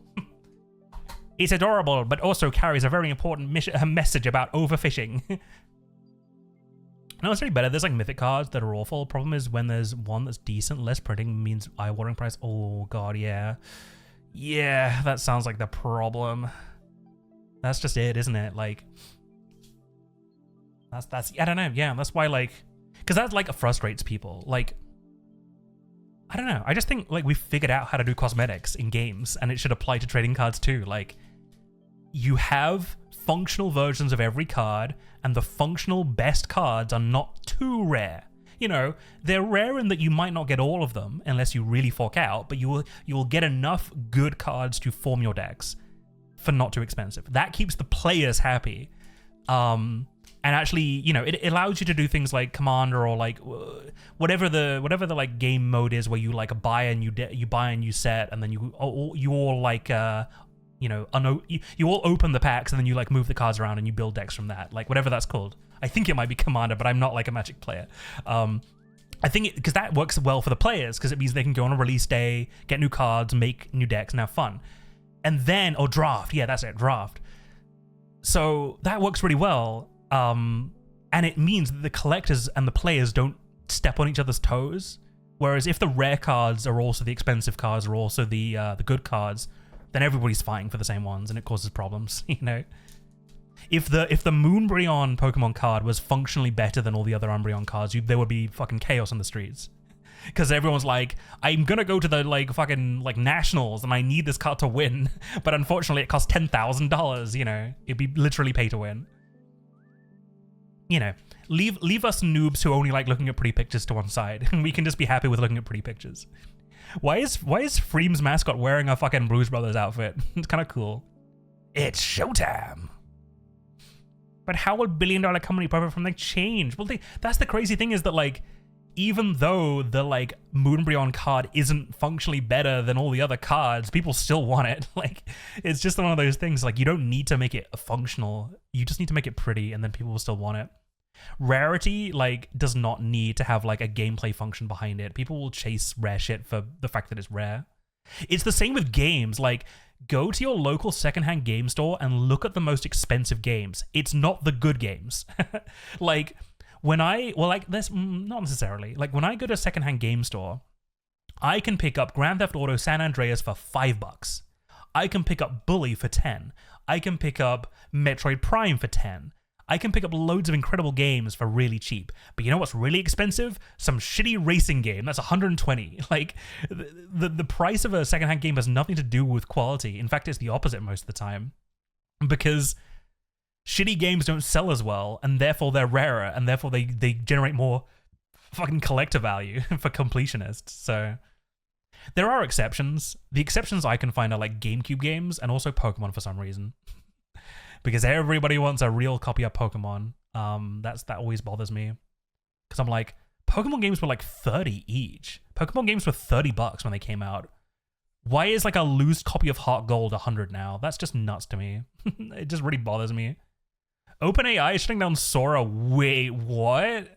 I don't know anything about AI products because I don't use them, but like, isn't that their only...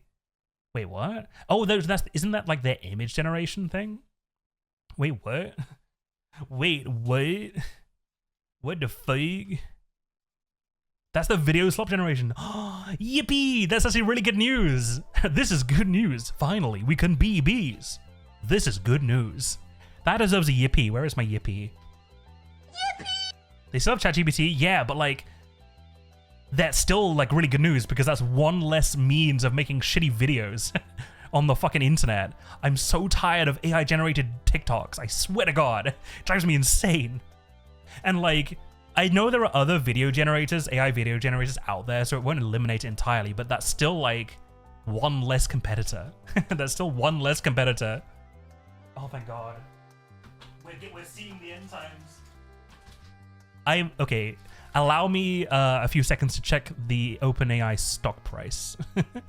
Allow me 1 second. I just need to look at OpenAI stock price. Please tell me it's plummeting. It'll make me so happy. Are they even on the fucking... Oh wait, are they even? Like, they're not publicly traded, are they? Oh no, maybe they are. Are they? Does OpenAI have a fucking stock or not? Like, I don't think they have a stock. Are they not publicly traded? Oh, it's private. Oh, okay, never mind. Duh. I'm sorry, guys. I got bad news. We can't look at the OpenAI. We can't look at OpenAI's stock price falling because it doesn't have stock. Oh, no. They should have gone publicly listed a long time ago because that's the only way they'd make any money. Oopsie. You fucked up, OpenAI. Now no one's gonna fucking buy you. Teehee. That's really funny. I wonder what their reasoning is other than like losing a bunch of money. Because like that's what I think a lot of people are like underestimate is just how much money it takes to make those videos.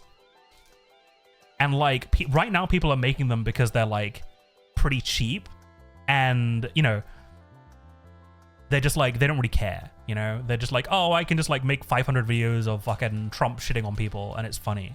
But like if OpenAI wanted to make money off people generating those shitty videos, they'd have to charge an awful lot more than they currently are. And that's where I think people would draw the line. Because, like, if you tell somebody, hey, do you want to make a shitty video of Donald Trump shitting on people? $50. They're not going to pay $50. No one's going to pay $50 to make a shitty video like that. Because somebody could pay someone like me $50 to make it for them, you know? It's like, you don't lose, like, you don't really, like, you're not making a good deal. And you can ask me for, like, changes and for free. And, like, ChatGPT is like, another $50, please. It's the same fucking amount of like work to regenerate the video with new parameters, so yeah. Thank God. We're seeing the end times. I can't wait to buy all their GPUs for pennies. I'm going to buy 7 5090s and run Crysis at 1080p. Dude, is Crysis even the benchmark anymore? Like, what is like the modern Crysis? What is like the modern version of Crysis? Because like back when I was a young'un, Crysis was like the benchmark for PC gaming. Could your PC run Crysis? Borderlands 4. Oh god, yeah. What? Just like unoptimized Unreal Engine slob. Okay. Such a shame because like, is this a fucking? Oh no, this is a LAN card or like a area card. Okay, it's not a full up. 9 Tricky and 8 Hollow Jokey Bird. Doki's great because she sounds like a combination between Moist Critical and like a 10-year-old on COD. And I love that about her. She's such a combination.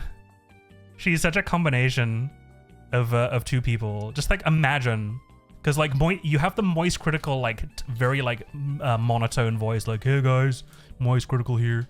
Have you seen the situation? It's crazy." Like, he's got the monotone voice, but then you, like, pitch it up and add some, like, mischief to it, and it's Doki Bird's voice. It's pretty good. I just, like, shitting on Borderlands 4 because I know what it takes to run it smoothly. I just like, it makes me a little bit sad because like I liked Borderlands 1 and 2 and Borderlands 3 was okay. So I was like, oh, Borderlands 4 is like a return to form. And then it was just like, it doesn't run on any PC ever. And I was like, oh, never mind. I'm not buying it. Because I know my PC's not that strong. I have a fucking AMD card. Apparently, like, the latest news is that, like, NVIDIA has a 99%, like, market share of PC gamers. And here's me on my AMD card being like, uh-oh, it's only me here. No one is my friend. It's because my GPU died. Oh, hey, Black Metal Durag. Sorry. Hey, Black Metal Draugr, what's up? Hook Day, what's up? I'm sorry, I'm having a bad brain day. I just that's your new alternative name. Oh my god, fucking. Oh my god, what is? Oh my god, I'm so bad with names today. Who is it? His name starts with like a big cat. What's his name? Dragon. What is it called? It's What's it called? What's his name? Thundercat. There it is, Thundercat. The fucking Thundercat alter ego.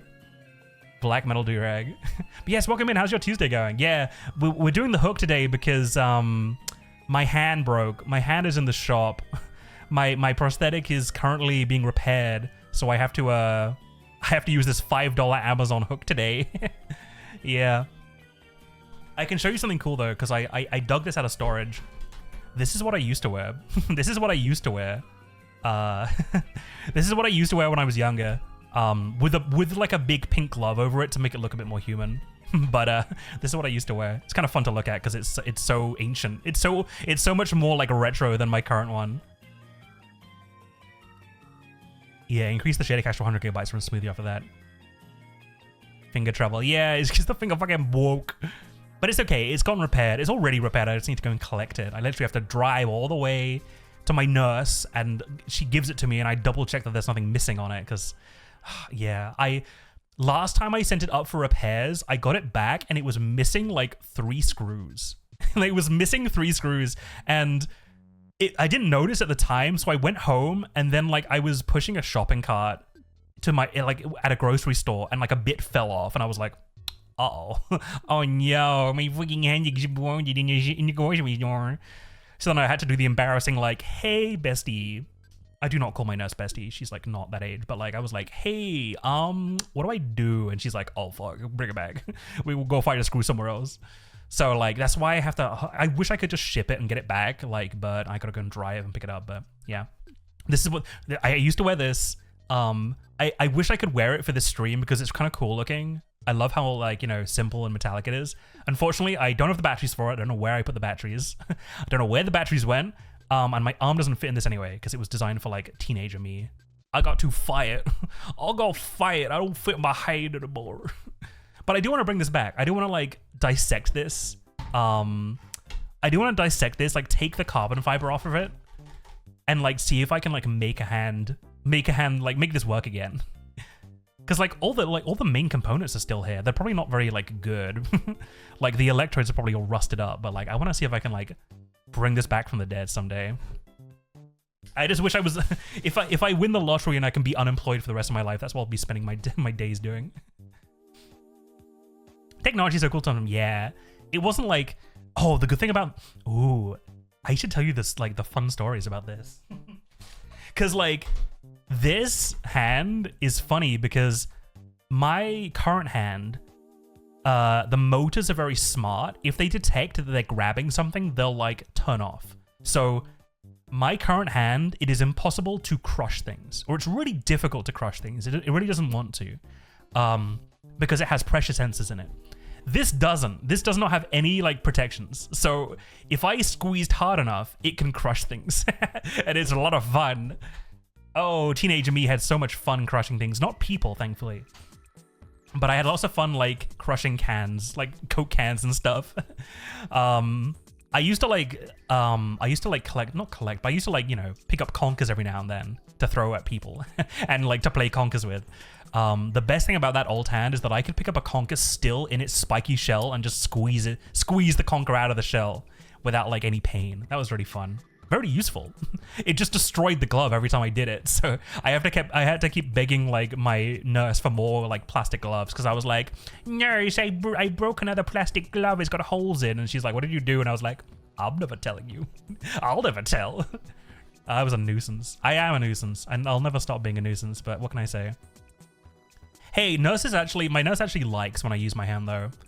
Like, if I went to my nurse and I was like, I blew up my hand, like, saving somebody from, like, a bus, she'd be like, a bravo. Like, she wants me to use my hand in a way where if it breaks, it breaks. She would much rather me do that than never use it, so. I'm sure she'd be flattered if I told her that I was streaming with it, but I won't, because I like my privacy. I like my privacy. I don't like too many people I know IRL coming in here. I don't mind, I just, like, don't want to, like, advertise it too much. Teehee. But yeah, I definitely will, I do want to bring the hand back from the dead with, like, electrics and shit. The best thing is because I would be making it, I could attach all the bullshit to it. I want to attach a laser to my hand. They won't let me attach a laser to my current hand because I don't own it. It's fucking rented from the NHS. Sucks. Well, it's not rented, but like, because the NHS pay for it, I'm not allowed to fuck with it too much because they'll get mad at me if I ruin it. If I deliberately fuck with it, they'll be like, stop it. Funny that. It's like, it's pros and cons though. Like, I'm very lucky to live in this country. I'm very lucky to live in the UK because like, I went to my nurse and I was like, I want a hand, and they were like, all right, just fill in a bunch of forms, do a bunch of tests, have a loaner for a little bit, prove that you can use it, and then they were just like, all right, here you go. No money, doesn't cost anything. I don't pay for it. It's just like, here you go. I'm very lucky. I also have ADHD diagnosis, and it cost me $10 a month for my meds. Not to make anybody jealous, but it literally cost me $10. And like, I don't know what I pay. I pay like, what do I pay? I pay like 100. I actually don't know how much I pay a month in like healthcare. I don't know how much I pay in like national insurance, but like, it's not too much. It's pretty good. Like, I'm sorry you guys are getting scammed. I'm really sorry. Please move over here if you can. It's not perfect. I'm not going to say it's a perfect system. There's definitely some issues, like fucking year-long waits for ADHD diagnoses. But once you actually get diagnosed, once you actually get a medicine, it's so like, it's so nice to just pay $10. Or if you're retired, it's free, like, you know. And if I lost my job tomorrow, I would still get the meds. You know, that's the crazy thing. Like, it's not an insurance-based system. It's well, you've paid into the system every time you make money, every time you like take a salary, every time you get paid. We'll take some of that. But if you lose your job or you retire, you still get the benefits because you've paid into the system. And if you've never worked because you can't work, if you're fully disabled, you still get the benefits. And I think that's nice. Because it really worries me when I have an American friend that like can't leave their job because of the health care. That's what really bothers me. Because I'm like, I've had shitty jobs before. I've had really shitty jobs before that I've just fucking left. And I don't like the idea that people don't leave shitty jobs in America because they need their healthcare. And because their healthcare is tied to their job, they can't leave. That really scares me. Please vote for change if you can. I don't know if you have that option, but please do try, because it makes me scared.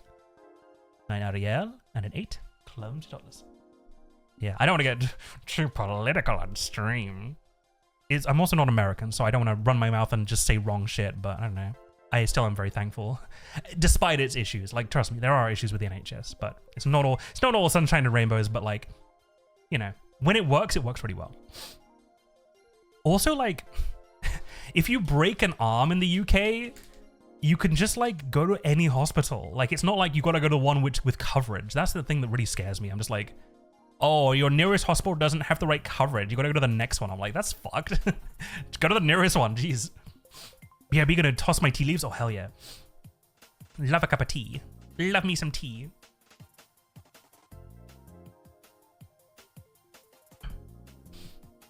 But yeah. It's hard, like, it's really hard. You've kind of probably noticed, like, the vibe of streams have kind of, like, been a bit more antsy since 2024, which does suck. It's sort of unavoidable though, but like it's hard because, like, you know, I do consume the news probably more than I should, but I like to be informed as much as I can. But it does suck because like I'll come on stream and I'll be like, what do I talk about? And I'm just like, oh, all the current events. But like I don't want to talk about current events because they're sad. They're sad and miserable, and honestly, like, I don't know. I am not like, what's the phrase? I'm not very delicate with my words sometimes, so I don't want to like say some dumb shit. Like, because that's always embarrassing. I don't want to run my mouth. Oh look, evil buff pup. I don't want to run my mouth. I definitely, like, you know, I have opinions and I do sometimes express them, but like, you know, it's tricky. It's really, really tricky because he's okay. Oh, I'm glad. Thank you for being supportive. I love the evil buff up. My current like thinking is like, on one hand, like people come to streams for a good time and as a distraction from the shit that they have to deal with in their real life. And I totally get that. I totally get that. I also understand that people want to know the opinions of the streamer they're watching because they've been burned so many times before watching a content creator who turns out to be an asshole. Hey, Mr. Trashcan, what's up? How's your Tuesday going? Welcome, welcome. What are you up to? We're just opening some VCARDs with my hook. With my hook hand, where I taped some anti-slip plastic to it so I can open the cards easier. Isn't it clever? Ain't I smart with my clever invention? Because trust me, dude, I was a fucking JonTron fan back in the day. Trust me, dude, I know what it's like. I was a JonTron fan back in the day. I've been burned more than many. So, like, I totally get it. It's like, how do you verify that a streamer isn't, like, a raging fucking misogynist or a racist without, like, saying every single stream that you aren't, you know? It's tricky. So I just typically just like, I just hope that the way I talk is enough proof. I just hope that the way I talk on the company I keep is enough proof. But if you ever need me to clarify something, I will usually do it. Is John bad?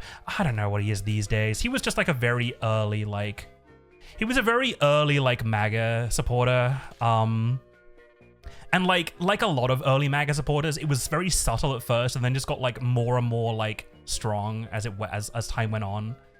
And it's like, you know, if you followed like JonTron on Twitter, it would be like 90% game news and then 10% like political shit. And then over time, as is the case with many of people in that position, it just got more and more and more political until like he was barely the person you recognized and he was just purely political grifting. And it was just like, it was very sad.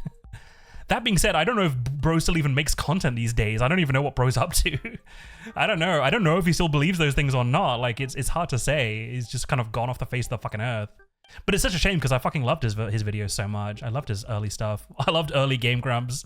I loved, you know, his stuff. It's just a shame. And again, I'm not the kind of person who's gonna like give people a hard time for watching old content from controversial people because, you know, I understand. There's like layers to it. There's subtleties and layers to it, and you know. But I just you know, you had to be there, man. You had to be there, dude. I was a fucking Tobuscus fan too. That's why I say I've been burned so much. I was a fucking Tobuscus fan. I was a Tobuscus merch owner as a kid. I fucking love Tobuscus, and yeah, fucking Tobuscus, yeah. Nugget, biscuit, nugget and a biscuit. And then he's a fucking domestic abuser. And then everyone's like, oh, it's no longer funny. It's no longer silly. He's talking about nuggets and biscuits and is also like horrible to his like spouse. And he did crack, which is like, if his only crime was doing crack, I would just think he was funny and it's kind of weird. But like, it's the fact that he was also kind of an asshole and kind of abusive to people that it's like, okay, it's no longer funny. Honestly, if I learned that a streamer I watched like had done cocaine, I'd be like, all right, that's fine. You know, you do drugs, okay? Just don't like take them to schools. Oh my god, hey Jay, what's up? You've caught us in a very interesting discussion. The nuanced debate of being burned as a kid. You know, God, I was a Normal Boots fan. I was a Normal Boots fan, and like pretty much everybody in Normal Boots has been like scorned in some way, except fucking PBJ, Peanut Butter Gamer. God bless Peanut Butter Gamer for being like the only normal one in Normal Boots. He's just like, he has a kid, he's still making videos, he's making different types of videos. The only interesting thing about Peanut Butter Gamer is that he's kept his hairstyle for like 15 years, which honestly, mad respect for keeping that hairstyle. He's keeping the hair gel business in business.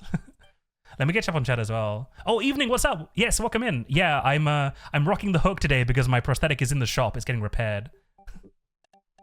I'm going to collect it tomorrow. It is repaired. Also, check out the hand that I used to wear. I'm just going to keep this on stream. This is the hand that I wore for like 5 years. There it is. Hello. It doesn't work anymore because I've lost the batteries and the I can't wear it. It's too small for my hand now. But this is what I used to be rocking back in the day. But I have a hook. It works pretty well. Let me check. I got into a fight with him. Oh my god, crazy. Let me catch up. Yeah, oh my god, Pro Jared. Yeah, I still feel sorry for Ross about that whole thing. It's like, I would never like bring it up again because like, I think just Ross just wants to move on as is his right, but it still just like drives me insane that like, how would you do such a thing to poor Ross? He's such a sweet guy. I'm so glad Ross has found like success and love though. It's honestly like the biggest, like, it's one of the biggest, like, oh, I'm so glad. Cause like, Ross just like loves cartoons and he didn't deserve to be treated that like so poorly. And I'm glad he's moved on. I'm glad he's got a new partner in Giwi. Giwi is actually part of this card set, by the way. It's kind of funny.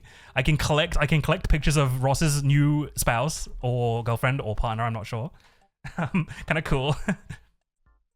But yeah, I'm glad, and I'm also glad that he's getting a pilot with Glitch Productions. That's really cool as well. I'm really happy about that. I can't wait to watch it in like 5 years when it gets done. Yippee. Yeah, Pro Jared is a fucking creepo, which is so funny because he kind of like, he's like, I don't know, he's like aesthetically, he was kind of like, I don't know. It's very, I don't know, like, I don't know how to say this without like, it's not about appearances, okay? It's not about appearances. I just think it's kind of funny that Pro Jared is a fuckboy while looking kind of like a nerd. It's very funny because usually when people are just like, heh, I'm gonna sext people, it's like they kind of look like a fuckboy. They have that fuckboy energy about them. Whereas Pro Jared doesn't. He looks like a nerd in a button-up shirt, but he's also got the fuckboy energy. You know what I mean? I don't know how else to describe it, but it's kind of like bizarre in a very strange way. I feel bad for Holly as well, but like, I don't know. It's just, oh no, sorry, not Holly. The whoever Pro Jared's ex was. Yeah, I don't know why we got into this discussion. Oh yeah, we got into this discussion because I was like, I don't know, it's difficult to like strike the balance between I want stream to be a distraction from the awful real world that is currently happening, but I also want you guys to feel comfortable knowing that I'm not secretly a piece of shit pretending to be nice for content. Like I just want to make that kind of clear. So I appreciate that it's a very tricky line to balance, and everybody balances it differently, and I understand. I am quite lucky that I'm not like a big fucking streamer because I think the bigger you are, the harder it is to strike that balance. And I do sometimes get a bit mad like internally at big streamers for not like calling out bad behavior, but I also kind of understand that like they have sponsors, so it sucks, but like we're in a very volatile space where if you say we're in a weird time where like if you say something that's like morally quite good, but you say it in an angry way, you might get flack for it. And you might get more flack than the people who are saying rather morally dubious things in a nice way. And that's always been the case, but it does kind of suck where it's like, you can't blame people for being passionate about their friends and family and themselves, You can't blame people for being passionate about that kind of stuff. But anyway, I don't know. But I guess the other thing I wanted to say is I know I mince words sometimes. I have a long history of mincing words and being like, I'm stupid as fuck. So I try and like, if I ever say something too stupid, please forgive me and correct me. I promise I'm just dumb. I promise I'm just stupid. I'm like this guy. I'm like, tee, welcome to the Hot Mess Express. That's so me. My username was inspired Hammond. Oh my god, I'm so sorry, Mr. Trash Can. That's awful. Oh my god, yeah. That blows. I'm just kind of like, I don't know, it's, if you grew up on the internet in the late 2000s, so many of the people you grew up with, like, there's like one of two routes for a content creator to go if they were popular in the 2000s and 2010s. Either they go like the normal route where they like, have a family, maybe have a kid, like settle down, still make content, maybe they quit content entirely, or they just become a grifter. And like, it always sucks to like, to know that like one of the people you grew up with has gone down the grifter route. It really bothers me. Like members of Screw Attack are like that too. It's really scary. But thankfully there's lots of people who are just like doing the normal like life stuff, which I really appreciate, And like, I'm not saying you have to settle down and have a kid to be normal, but I do think it's like a good being like, if you're somebody who has a family and you very clearly care about your family, I think that's like a good green flag. You know what I mean? You don't have to settle down. You don't have to have a kid, but I do think it is. Ooh, 9 Holo Saikuno. I do think it is a good green flag if you're like, you know, wow, you have a child and you like take care and you like care about their upbringing and you you know, you spend less time online and more time like, you know, with your family. I think it's a good green flag to have. And there are so many people like that now. Peanut Butter Gamer, Donkey, fucking other people whose names escape me. Lots of people like that. It's just one of those things. But yeah, I noted about the JonTron stuff. I did a quick Google and it was worse than I thought. Yeah, he's just like, I don't know, like, I don't know if he's like still thinking that way or not, because he was definitely like an early adopter of that kind of like MAGA bullshit. He was definitely an earlier adopter of that sort of stuff. So like, I don't know. I know some people will like suck it into it because like, I mean, I could talk about this at length for like another time, but like being on the internet in the 2000s and the 2010s was a very interesting experience because like I saw like 3 phases of internet happen sequentially, and it was kind of interesting to be in the middle of it all. So I sort of get why people fell down like the alt-right pipeline, if that makes sense. Like I can understand why people did it. I still think they should have been smart enough to like not get suckered into it, but it was very like, it was all a response to everything that was happening. It was a response to a response. It's kind of hard to explain. It was kind of hard to explain, but like, basically you had like a group of like content creators that were like edgy, you know? They were edgy, they made lots of like, you know, they made lots of jokes that were like about sensitive topics. And I feel like a lot of them like got softer with their like humor over the years, and other ones just got harder with it. Like, because like you take a bunch of people who are like making, you know, making like, you know, what do you call it, like jokes that ruffle feathers, you know? You take all the content creators that make that kind of joke and like you can kind of split them down the middle by whether they actually have sort of rough opinions. I'm trying to be subtle about it, but like there are people that make kind of like Newgrounds jokes because they're funny, and then there's people who make the Newgrounds era jokes but actually kind of believe the things they're saying. And like it was kind of hard to tell those two groups apart until like 2012, 2013, when this just like chasm opened and it became very clear that like half of the people who were on Newgrounds making kind of like, you know, the kind of like, you know, the stupid Newgrounds jokes of the era, half of them are actually perfectly normal people that just use it as humor, and the other half are like actually a fucking Satan.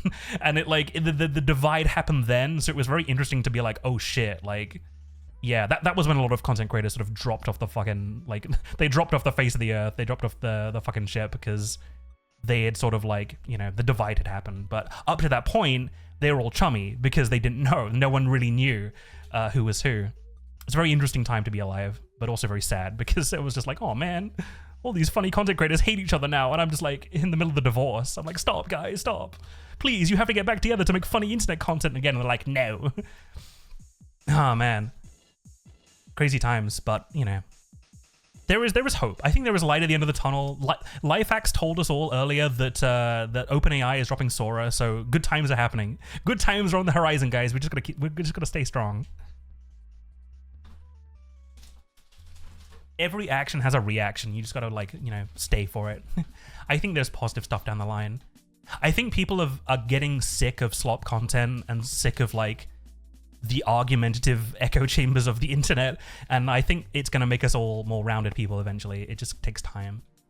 We just gotta like, you know, we just gotta be strong. We'll make a new internet. We'll make a new internet with no bots, like Cyberpunk, where we can all just like post art like old times. Wouldn't that be nice? So not convinced if you really were convinced we could be a tenant. Oh no, Drew. Damn. Wow, you hate me? You don't give me money, you hate me? Damn, that #1 bit badge is doing some heavy lifting though, Drew. Don't expect the child. That's the other thing, like, when I know that a content creator has a kid, but I don't ever see the kid, I'm like, that's probably another good green flag as well. I don't mind, like, sometimes, like, a parent is just excited to show their kid to, like, the world, and I think that's okay, but, like, definitely be suspicious if, like, an adult has, like, a daily vlog with their kid. I think that's where it gets a bit That's where it gets a little like sus, is when it's like daily content with my child. I'm like, doesn't that child go to school? Like, what's going on? We have to talk about homeschooling in America, because that's something very interesting to me. Because I know, like, having like been in the streaming space or like the VTubing space for a while, I know quite a few people that are homeschooled, or like I know quite a few people who were homeschooled for at least some or all of their like middle and high school years.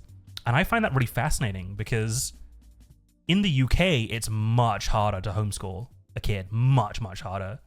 You have to do so many like child protection courses. You have to like fill in so many forms to say that you're like gonna like teach the kid properly. There's so much like that you have to do to prove that you are capable of homeschooling. Whereas I feel like in a lot of places in America, it's not as strict. So I'm like, I don't know. It's kind of interesting to me, like how varied of an experience people have had being homeschooled. But obviously there is the good side of that, which is that if people do not like gel with the high school environment, that they have an option. Because I get it, like high school is fucking hell if you're neurodivergent. High school is hell if you're neurodivergent. High school is hell if you're not like part of the popular crowd. I totally understand that. So it's kind of nice that it's an option. But equally, there's such a risk that kids will be exploited by their parents to make stupid TikTok content instead. Like, it really worries me that it's just like, the kid is really popular on short form content. We have to take him out of school so we can make money for us. That's like, oh God, really scary. What is the Costco guy kid doing? What is he doing? Is Costco kid like still alive? Is he still doing shit? Did he get an education? What about the streamer kids? Like, what happens with these guys? I'm worried for them. I'm worried about the kids. I'm old. I must be getting old because I'm worrying about the future of our youth. I know I was yapping about like sphere mascots earlier, but this is literally a sphere robot cat called Goonie. Oh God, Nyanny, we have to talk about your mascot, Gully Pop. This is a sphere, and it's called Goonie. Although I do appreciate the robot aesthetics, that's pretty cool. And I do like that it's kind of a kitty bell with a face. I think that's actually pretty. Actually, the more I look at this, the more I'm like, actually, that's a pretty clever design. Damn. It may be a sphere, but it does have cool robot elements that I'm kind of jazzing with. Fair play, Goonie. You win. You win this round. Tony is adorable. He's kind of a freak. I love him. For those of you who weren't like here at the start, like I kind of decided I would be going through the mascots and like talking about their designs a bit, because I noticed that a lot of the mascot designs are just circles. So I'm kind of like trying to pick out like circle designs or like interesting designs that I think are really cool. So I kind of like Tony. He's very round, but he has a very like unique face that I kind of love. And his little hair and ear things are very, very distinct. What the fuck? Oh yeah, I forget Saraway's mascot is a fucking mech. That's cool as hell. Very unique. GZMGO Harbinger. Fucking Metal Gear. Honestly, big shout out to Saraway's like art, like design and shit, because she's really like got a consistent theme going on. Like it's very Metal Gear Solid, but it's her own stuff as well, and I appreciate that a lot. It's cool to have a consistent like theme going on. And yeah, having your mascot be like a full ass mech is kind of great. Kind of cool. Yeah, that's true as well. Like, because yeah, don't get me wrong. Like, you know, when I was a kid, I loved all that Newgrounds content stuff, and a part of me still does. But also, like, a part of me now winces.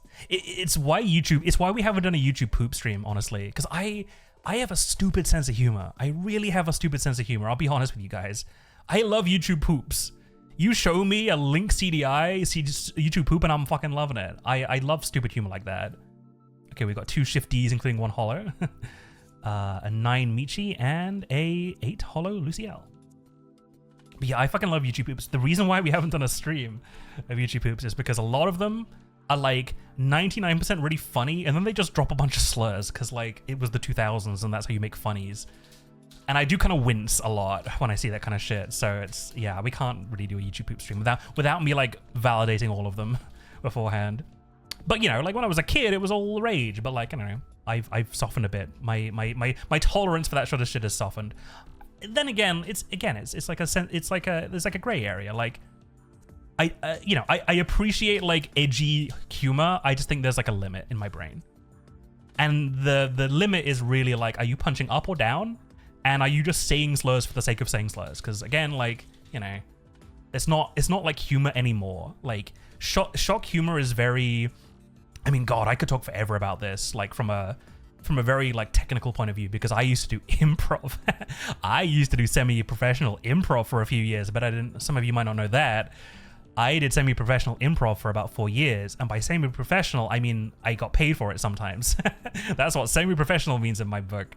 Sometimes I was able to scam people out of $5 a ticket to see me do improv. But most of the time it was just free. It was a lot of fun. It was a lot of fun, but it was also like a very...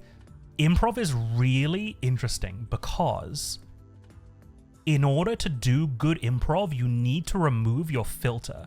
Like, you need to be able to...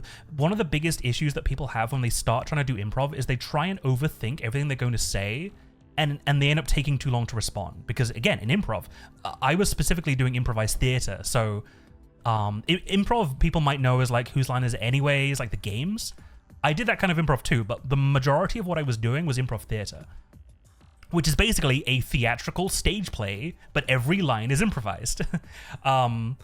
You know, sometimes it would be short form where it was like a scene, then a new scene that was completely disconnected with different characters. Sometimes it would be long form where it was an entire like hour-long production where everything was improvised. When improv works, it is like nothing you've ever seen before. Like, it's truly like astonishing what can come out of improvised theater long form, but it's really, really tricky. Because if you fuck up and you say a line or you establish a character in a stupid way, you have to live with that mistake for the rest of the hour, and everyone will like slowly start to hate you because you've decided to be the silly, goofy guy that just like jumps up and down, you know? It's really, really tricky. Ooh, 9 hollow silver veil and 8 hollow Sluciel again. Someone is not like sorting these packs out. We've gotten so many dupes today. But yeah, going back to the thing, to do good improv, you need to remove your filter, because if you have the filter, you take too long to respond and you overthink. The problem with removing your filter is that people have, what is it called? People have thoughts that they would never say, but they like, what is it called?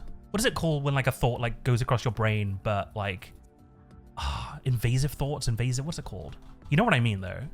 There's definitely a phrase for it. Intrusive thoughts. Yeah, that's the one, intrusive thoughts. People have intrusive thoughts all the time. And it doesn't make you a bad person to have intrusive thoughts. It's just a natural consequence of how your brain works. And what makes you a good person is understanding, like, not to act on your intrusive thoughts. Problem is that, like, if you remove your filter, sometimes your intrusive thoughts just come spilling out and you say mean things. A good example is we were doing a child-friendly improv, which is really difficult because we were a sweary bunch of 20-year-olds.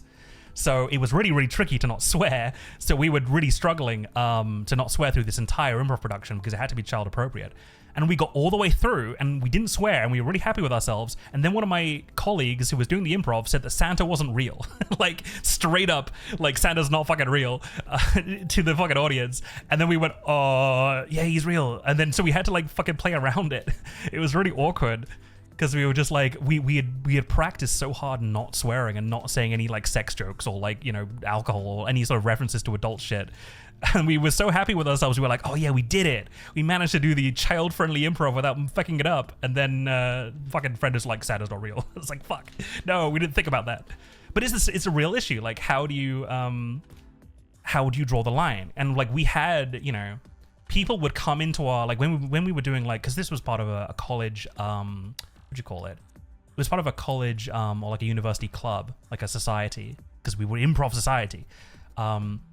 It was really tricky because we would sometimes get people who would come into improv like new, and we would teach them how to remove their filter, and we had to get them to be okay with fucking up occasionally, but also like learning how to have just enough filter to not like swear at people all the time, but not so much filter that they couldn't talk. And some people would really struggle. Some people would really struggle like removing their filter. They were just so afraid of like saying something that wasn't like, you know, good social manners that they would really struggle with the improv. And then there would be people who remove their filter and then they were just so sweary all the time that like it just sort of like was impossible to do anything with them. Because you'd be like, you do an improv scene and be like, hey Ben, how are you? And he's like, fucking A. And he's just like, all right, well, time, pause. we didn't mind swearing, but it was more so when it was like excessive, because we were just like, all right, clearly you grew up in a household where you weren't allowed to swear, and now you're just getting it all out, and that's okay. But we need you to do some other shit too. And I'm more to talk because I swear like a goddamn sailor, but you know, I didn't swear as much during improv because I did sort of like try to tone it back a bit. Thankfully, streaming is a place where I can say whatever the hell I want. So yippee! I just swear like a sailor. I say dick and balls for the amusement of all. Oh damn! This is the second like secret where we've got of this guy. Damn. This is the medicinal herbs. He's very chill. This is definitely a reference to like a famous piece of art. I just don't remember what it is. I think it's like is this a Jesus picture? There's lots of Jesus pictures in this set. It's kind of funny. Probably because it's divine. The divine set is a bunch of like, this is definitely based on a real piece of art. Got a Hollow Dreamer Cosmic. And a 9 Limu. Yeah. But yeah, I don't know. I would love to talk about improv sometime. Because I think it's a fun discussion. But it's it's the closest form of comedy to streaming, which is kind of cool. Because like, yeah, you're thinking on your feet. You're thinking on your feet. You're not like planning what to say. But so you might be saying, Dorran, if you did improv for 4 years, why do you suck as a streamer? No. It is tricky though, because like I did improv theater, but like I was like a kind of a foil character. Like it was a very like fun role to play, but basically you in like a typical improv, in a 2-person improv, you typically had the like straight person or the straight edge person, and then the silly, like the foil. Because the straight and narrow person would be kind of playing the scene normally, and then the foil would be messing things up. So like the straight edge person might be like, oh, I'm here to like see an apartment that I want to rent, and then the foil would be the landlord who's like secretly a goblin, and he's like, you haven't got any gold in your pockets, do you? I love gold. As you can see here, there's a lovely kitchen space, enough for 3 cauldrons at least, that kind of shit, you know. Really dumb stuff, but like the foil had a lot more fun with the content because they could be silly. But you typically need a straight edge person to mirror the silliness, otherwise it gets too ridiculous. And it's the combination. And you know, that's where improv comes from. But yeah, I was often a foil, which is kind of hard when you're a streamer because there's no one to play off of, except chat. Sometimes I use you as the straight person and I can be silly, although often chat is sillier than me. What an issue that is. Why can't you just be normal so I can be silly back? I do miss the improv though. I do miss the people I did improv with. Size. College was only 4 years. I wish it was kind of longer. I'm very nostalgic for it these days. Also, my fucking thing has kind of come undone. Oops. Oh dear. Oh no. Oh dear. The stream is is disintegrating at record speeds. I'll probably end at the 3-ish hour mark because I got to do some more cleaning and things like that. But it's been fun. Thank you for listening to me yap. Thank you for listening to me yap for 3 hours. That's usually how these streams go, huh? That's usually how these streams go. We just be yapping. Oh god, there's timber. There's so much plastic on the floor. Yeah, I'd honestly love to do improv again someday, but it's tricky.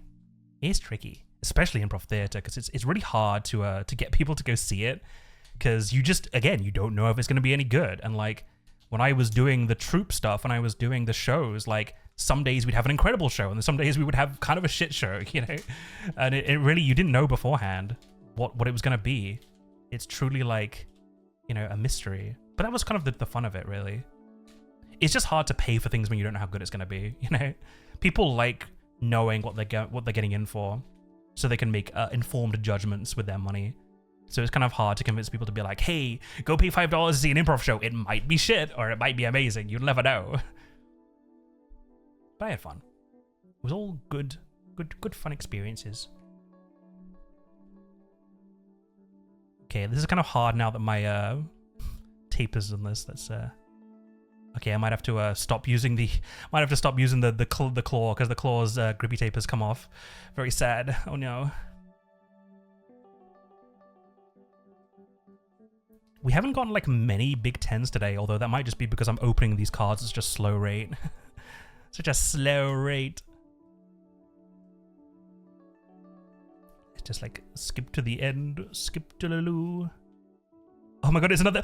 Yo, wait a minute. As I was just complaining about the lack of 10s, wait a minute. The 10 Yuzu. This is fucking awesome. Dude, you are right. The 10 Yuzu is cool as hell. The black sun behind her. Yo. Oh my lord. And that's got such a cool hollow effect on it because of the ring. Oh, dude, hell yeah. Dude, good guilted pulls. Guilted pulls, if I do say so myself. Hell fucking yeah. I don't think that's a dupe either. Nice. Nice. Still no Nano, like, Aethel 10s, though. What the hell? I know it's only 2 out of the whole pack, but please, I beg you. I want my Lady Nanos on Lord Mr. Lethal. But I will treasure this Yuzu nonetheless. And these cards are in decent condition. They still have a slight bend in them, but I think that's probably my fault. Because I always, like, unbox them. I always, like, pick them out in a strange way. This hook is this hook is yeah, the hand will be back. The hand will be back. Oh, Vibe, thank you so much for stopping by. I really appreciate it. Have a good rest. Thank you so much. Watch Blue Velvet. It's quite a trip. It's quite a trip, and it's got young Kyle MacLachlan in it, and young Laura Dern as well. Yes, sir. Yippee. I will definitely watch. I gotta watch more of Lynch's filmography this weekend. Oh no, I can't. I'm gonna be away this weekend. So yeah, I'll let you guys know in Discord whether we do a Thursday stream or not. It's kind of up in the air. I gotta ask people what the plan is. But if we do stream on Thursday, we'll do like a short one. I don't know what to do. There's so many things. So many things.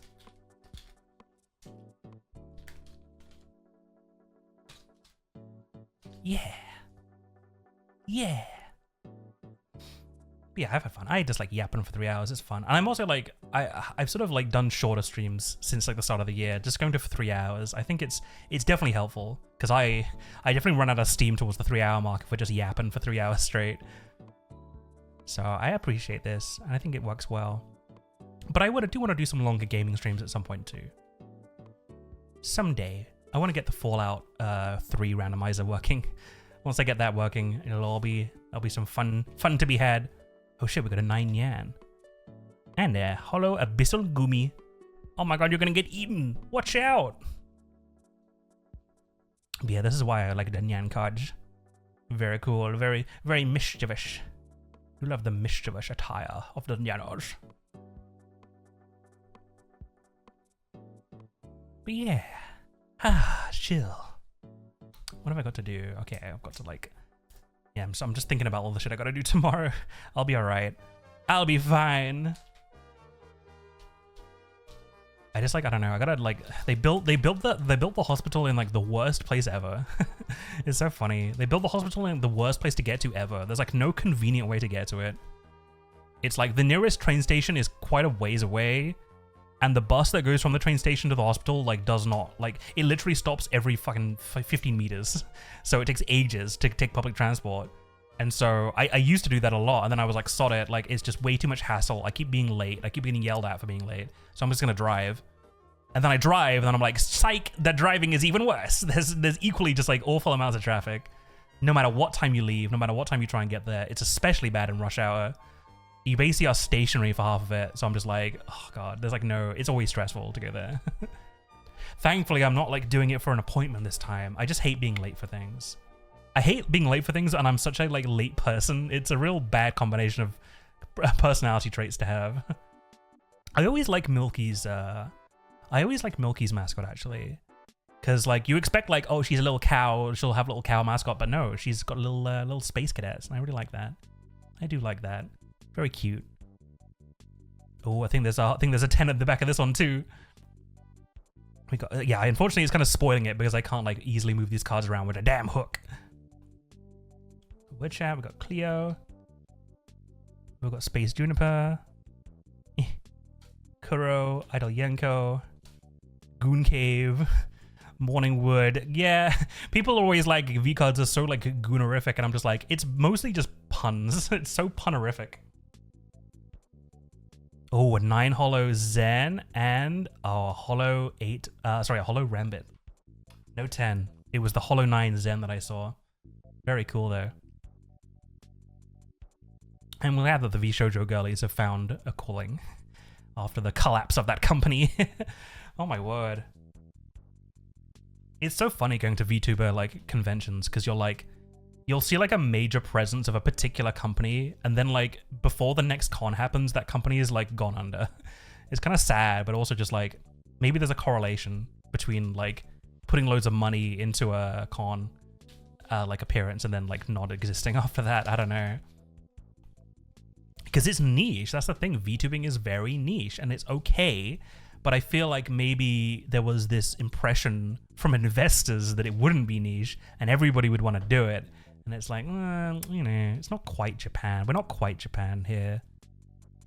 You know, Idol is very, very big in Japan, but it's kind of hard for like, VTubing has a lot of like identities, you know, it's not just Idol, it's lots of things too. Like VTubing in the West is much more like streaming these days than Idol stuff. And there's still a good Idol element to it, but it's like not as strong. And so like, you know, you might want an Idol to sponsor your like product. Like maybe you go into a supermarket in Japan and there's a carton of vegetable juice with an Idol on it. And you'd be like, oh, we can put a VTuber on the vegetable juice. That'll work. But like, I don't think people would buy like a bottle of like Heinz ketchup with like queso on it necessarily. And queso's really cool, but like, I don't think people would like go out of their way to be like, oh my god, the queso sauce. Maybe they would.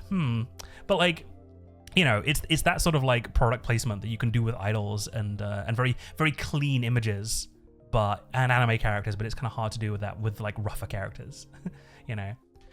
People like companies like clean like characters and people to use as marketing tools, which is why idols are so good for advertising, because like they're very squeaky clean in their personal lives as well, because they need to be. But you know, streamers not necessarily. You know, streamers have real lives, so it's kind of hard to use them in the same way. Gonna cut through this. Ooh, got a 9 Aethel. Please give me the 10 eventually. Ah, the Holo Fluffer. I'm gonna say 3 more packs, and then I'm gonna call it a day. This has been chill. I've really enjoyed this.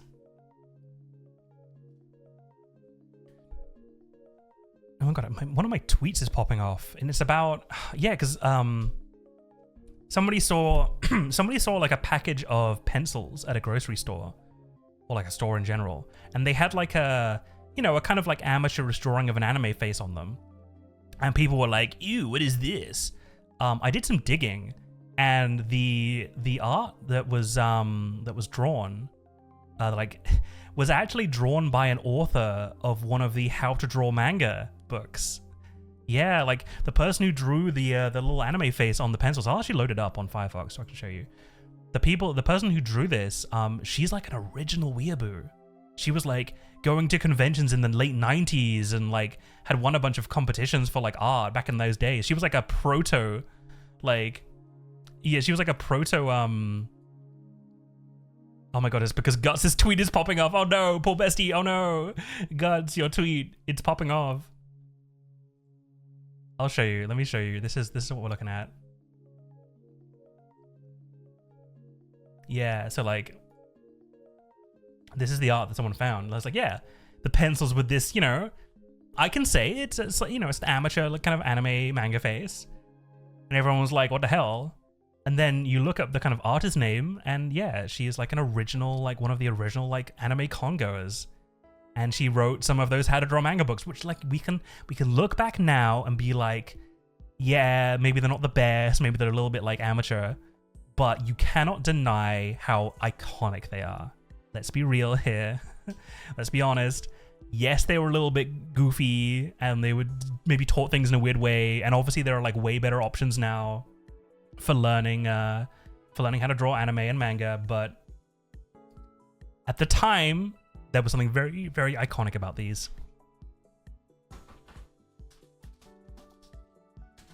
And I'm sure And I'm sure everybody who had even a passing interest in anime or manga as a kid picked one up at some point. So, you know, shout out, very much shout out to that person. But yeah, I imagine like that packaging had been used for like 20 years because that art was very clearly from like, you know, the 2000s. It's iconic. I feel like there's a certain like joy to like the early anime, you know? The early manga, the early anime, sort of like the early weeaboo days. Like it was very, I mean, what was that like? Oh, there was like a YouTube short series about like 2000s anime cons. I forget what its name is now. Oh my god, but I need to watch it. I need to be in the right headspace to watch it, but I need to watch that show, whatever it's called. Oh, I need to, because it's like, I was there, man. I was there in those early anime cons, and it was such a unpolished vibe, is the best way I can describe it. It was so unpolished, it was so like amateur, but it was so fun. It was so free. Cringe and free. And I know, I appreciate, oh god, I think there's a big card at the back of this too. You know, I do like miss those days, you know? I do miss those early days. Those carefree days. Maybe I can just like put it on this mat and like do it like this. Because I think I see something good at the back of this pack. What do I see? It's all hollow. What am I gonna see? Oh, it's a 10 Yenko. Oh, hell yeah. Damn, we've actually been getting like 2 10s in like the last couple packs. Hell yeah. Very cool, very stylish. The art is adorable on this one. Very idoru. I do love the like electricity cards very much because they're all very spiky. They're always very spiky, and all of the electricity element is very reflective. It's very cool in person. Yeah, hell yeah. I keep getting baited by these like 9 Aethels though. It's just like, oh, you want a 10 so bad, don't you? But you're not gonna get one, are you? I've now got 2 back to back. What am I supposed to do? So many 9 Aethels. What am I supposed to do? Can I just like turn them in? Can I like convert them? Put them in a meat grinder and get a 10 out of it? That'd be nice. Like you do with CSGO skins. Man. Okay, we'll just do 3 more packs and then we'll call it a day. Because my claw is slipping off. How embarrassing.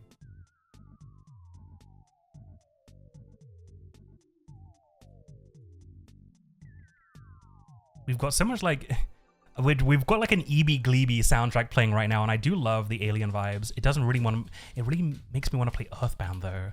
I really want to play Earthbound someday. I'm not a good RPG player, but I will for Earthbound. I will someday. Because it's not like super long. I just worried about the difficulty. I'm not sure I'm good enough to play Earthbound. I struggle with like difficult RPGs. But I guess grinding off stream is always an option, you know? With RPGs especially. Because like, you know, streaming is like... Some streams are about like beating a game and it's the challenge that makes the stream entertaining. Other times it's just like, I just want to experience the story with you guys. And I don't want you to see me like struggle for 5 like streams trying to beat one boss. Which is what Dark Souls became over time. Although I still want to go back to Dark Souls 1. I owe it to you guys. I do need to beat Dark Souls 1. Oh yeah, there's a Goro. Nice. I barely see Goro. This is like a spooky Goro. You can't even see it because it's not on this camera. Yeah, spooky Goro. I'm like not pulling these cards very... You're kind of like getting spoiled, but whatever. Oh, cool. We got a full art green gang. Hell yeah. Hell yeah. I'll sleeve that. And then a 9 Rose Doodle and an 8 Vey. Vey has not streamed in a long time. I hope she's alright. Let me see. Let me see.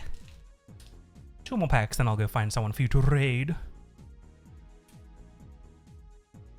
But yeah, what I hope will happen is I'll go away for this like week trip.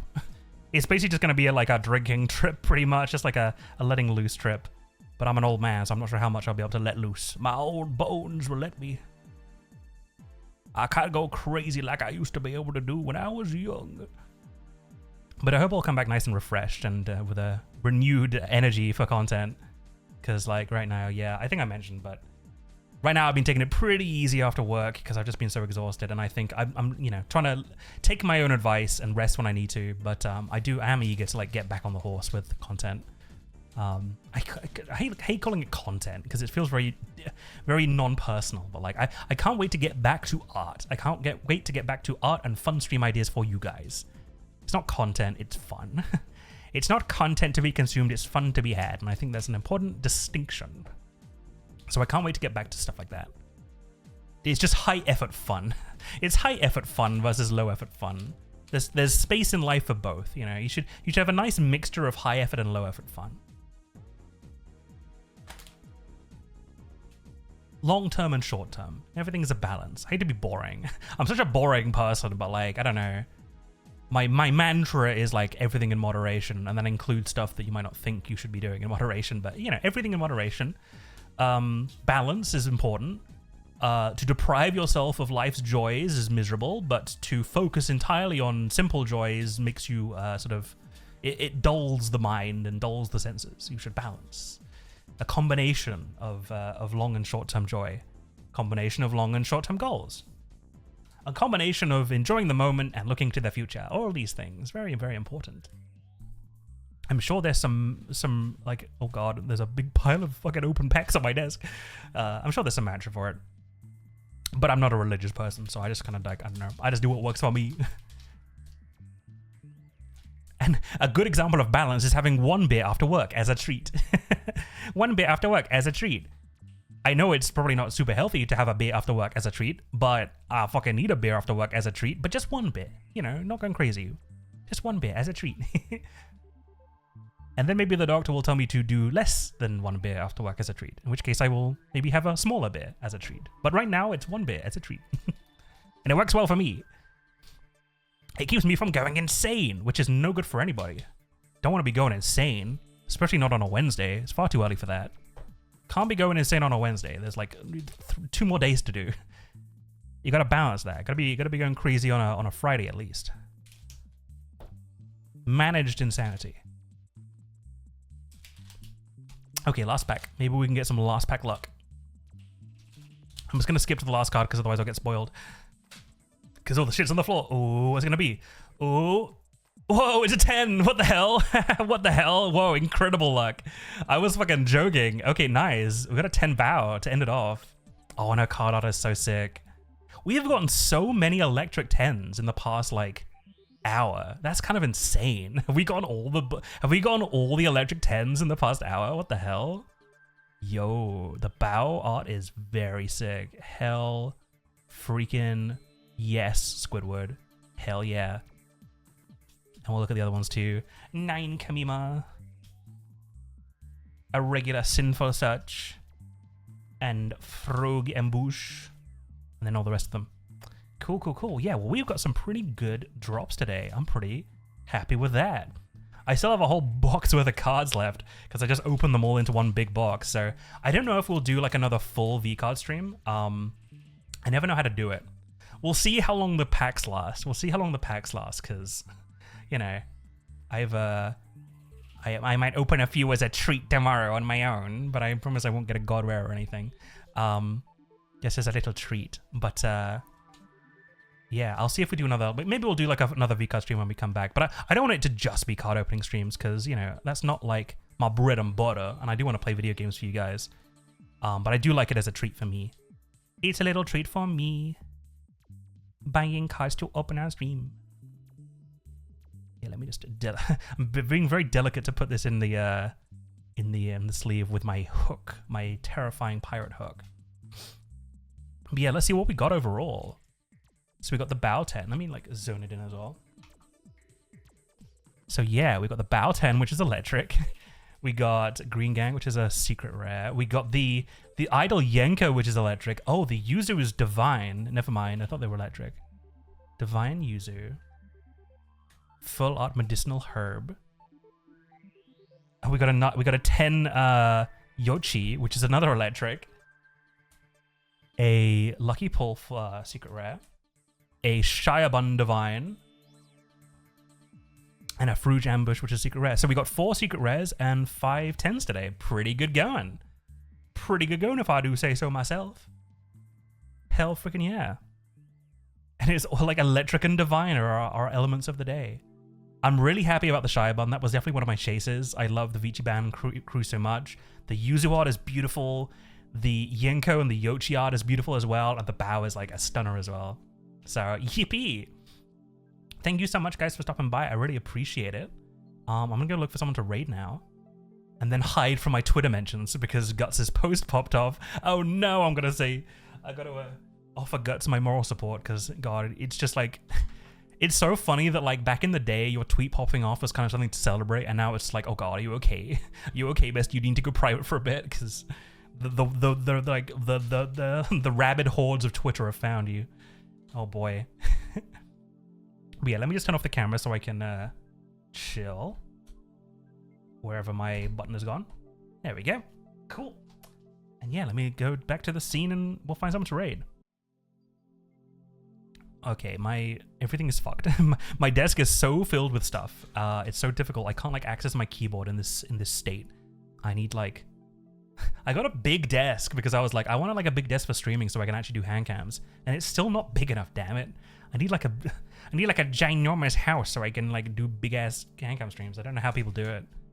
I think it's just that UK houses are kind of a bit smaller than American houses, so it's just like, yeah, I could move. I could like, I'm setting up in a box room effectively, but like I thought it'd be enough space. It's just a desk, but alas. It's okay. I'll definitely do some like cable management and maybe neaten things out a bit, and then we'll be okay. But yeah, let me look for someone to raid. And thank you so much for stopping by. Let me see. Let me peruse the wonders of Twitch.tv.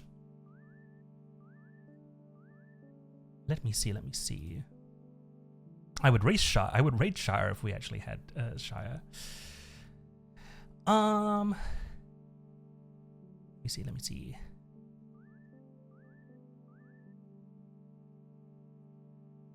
No one that I got a 10 over streaming.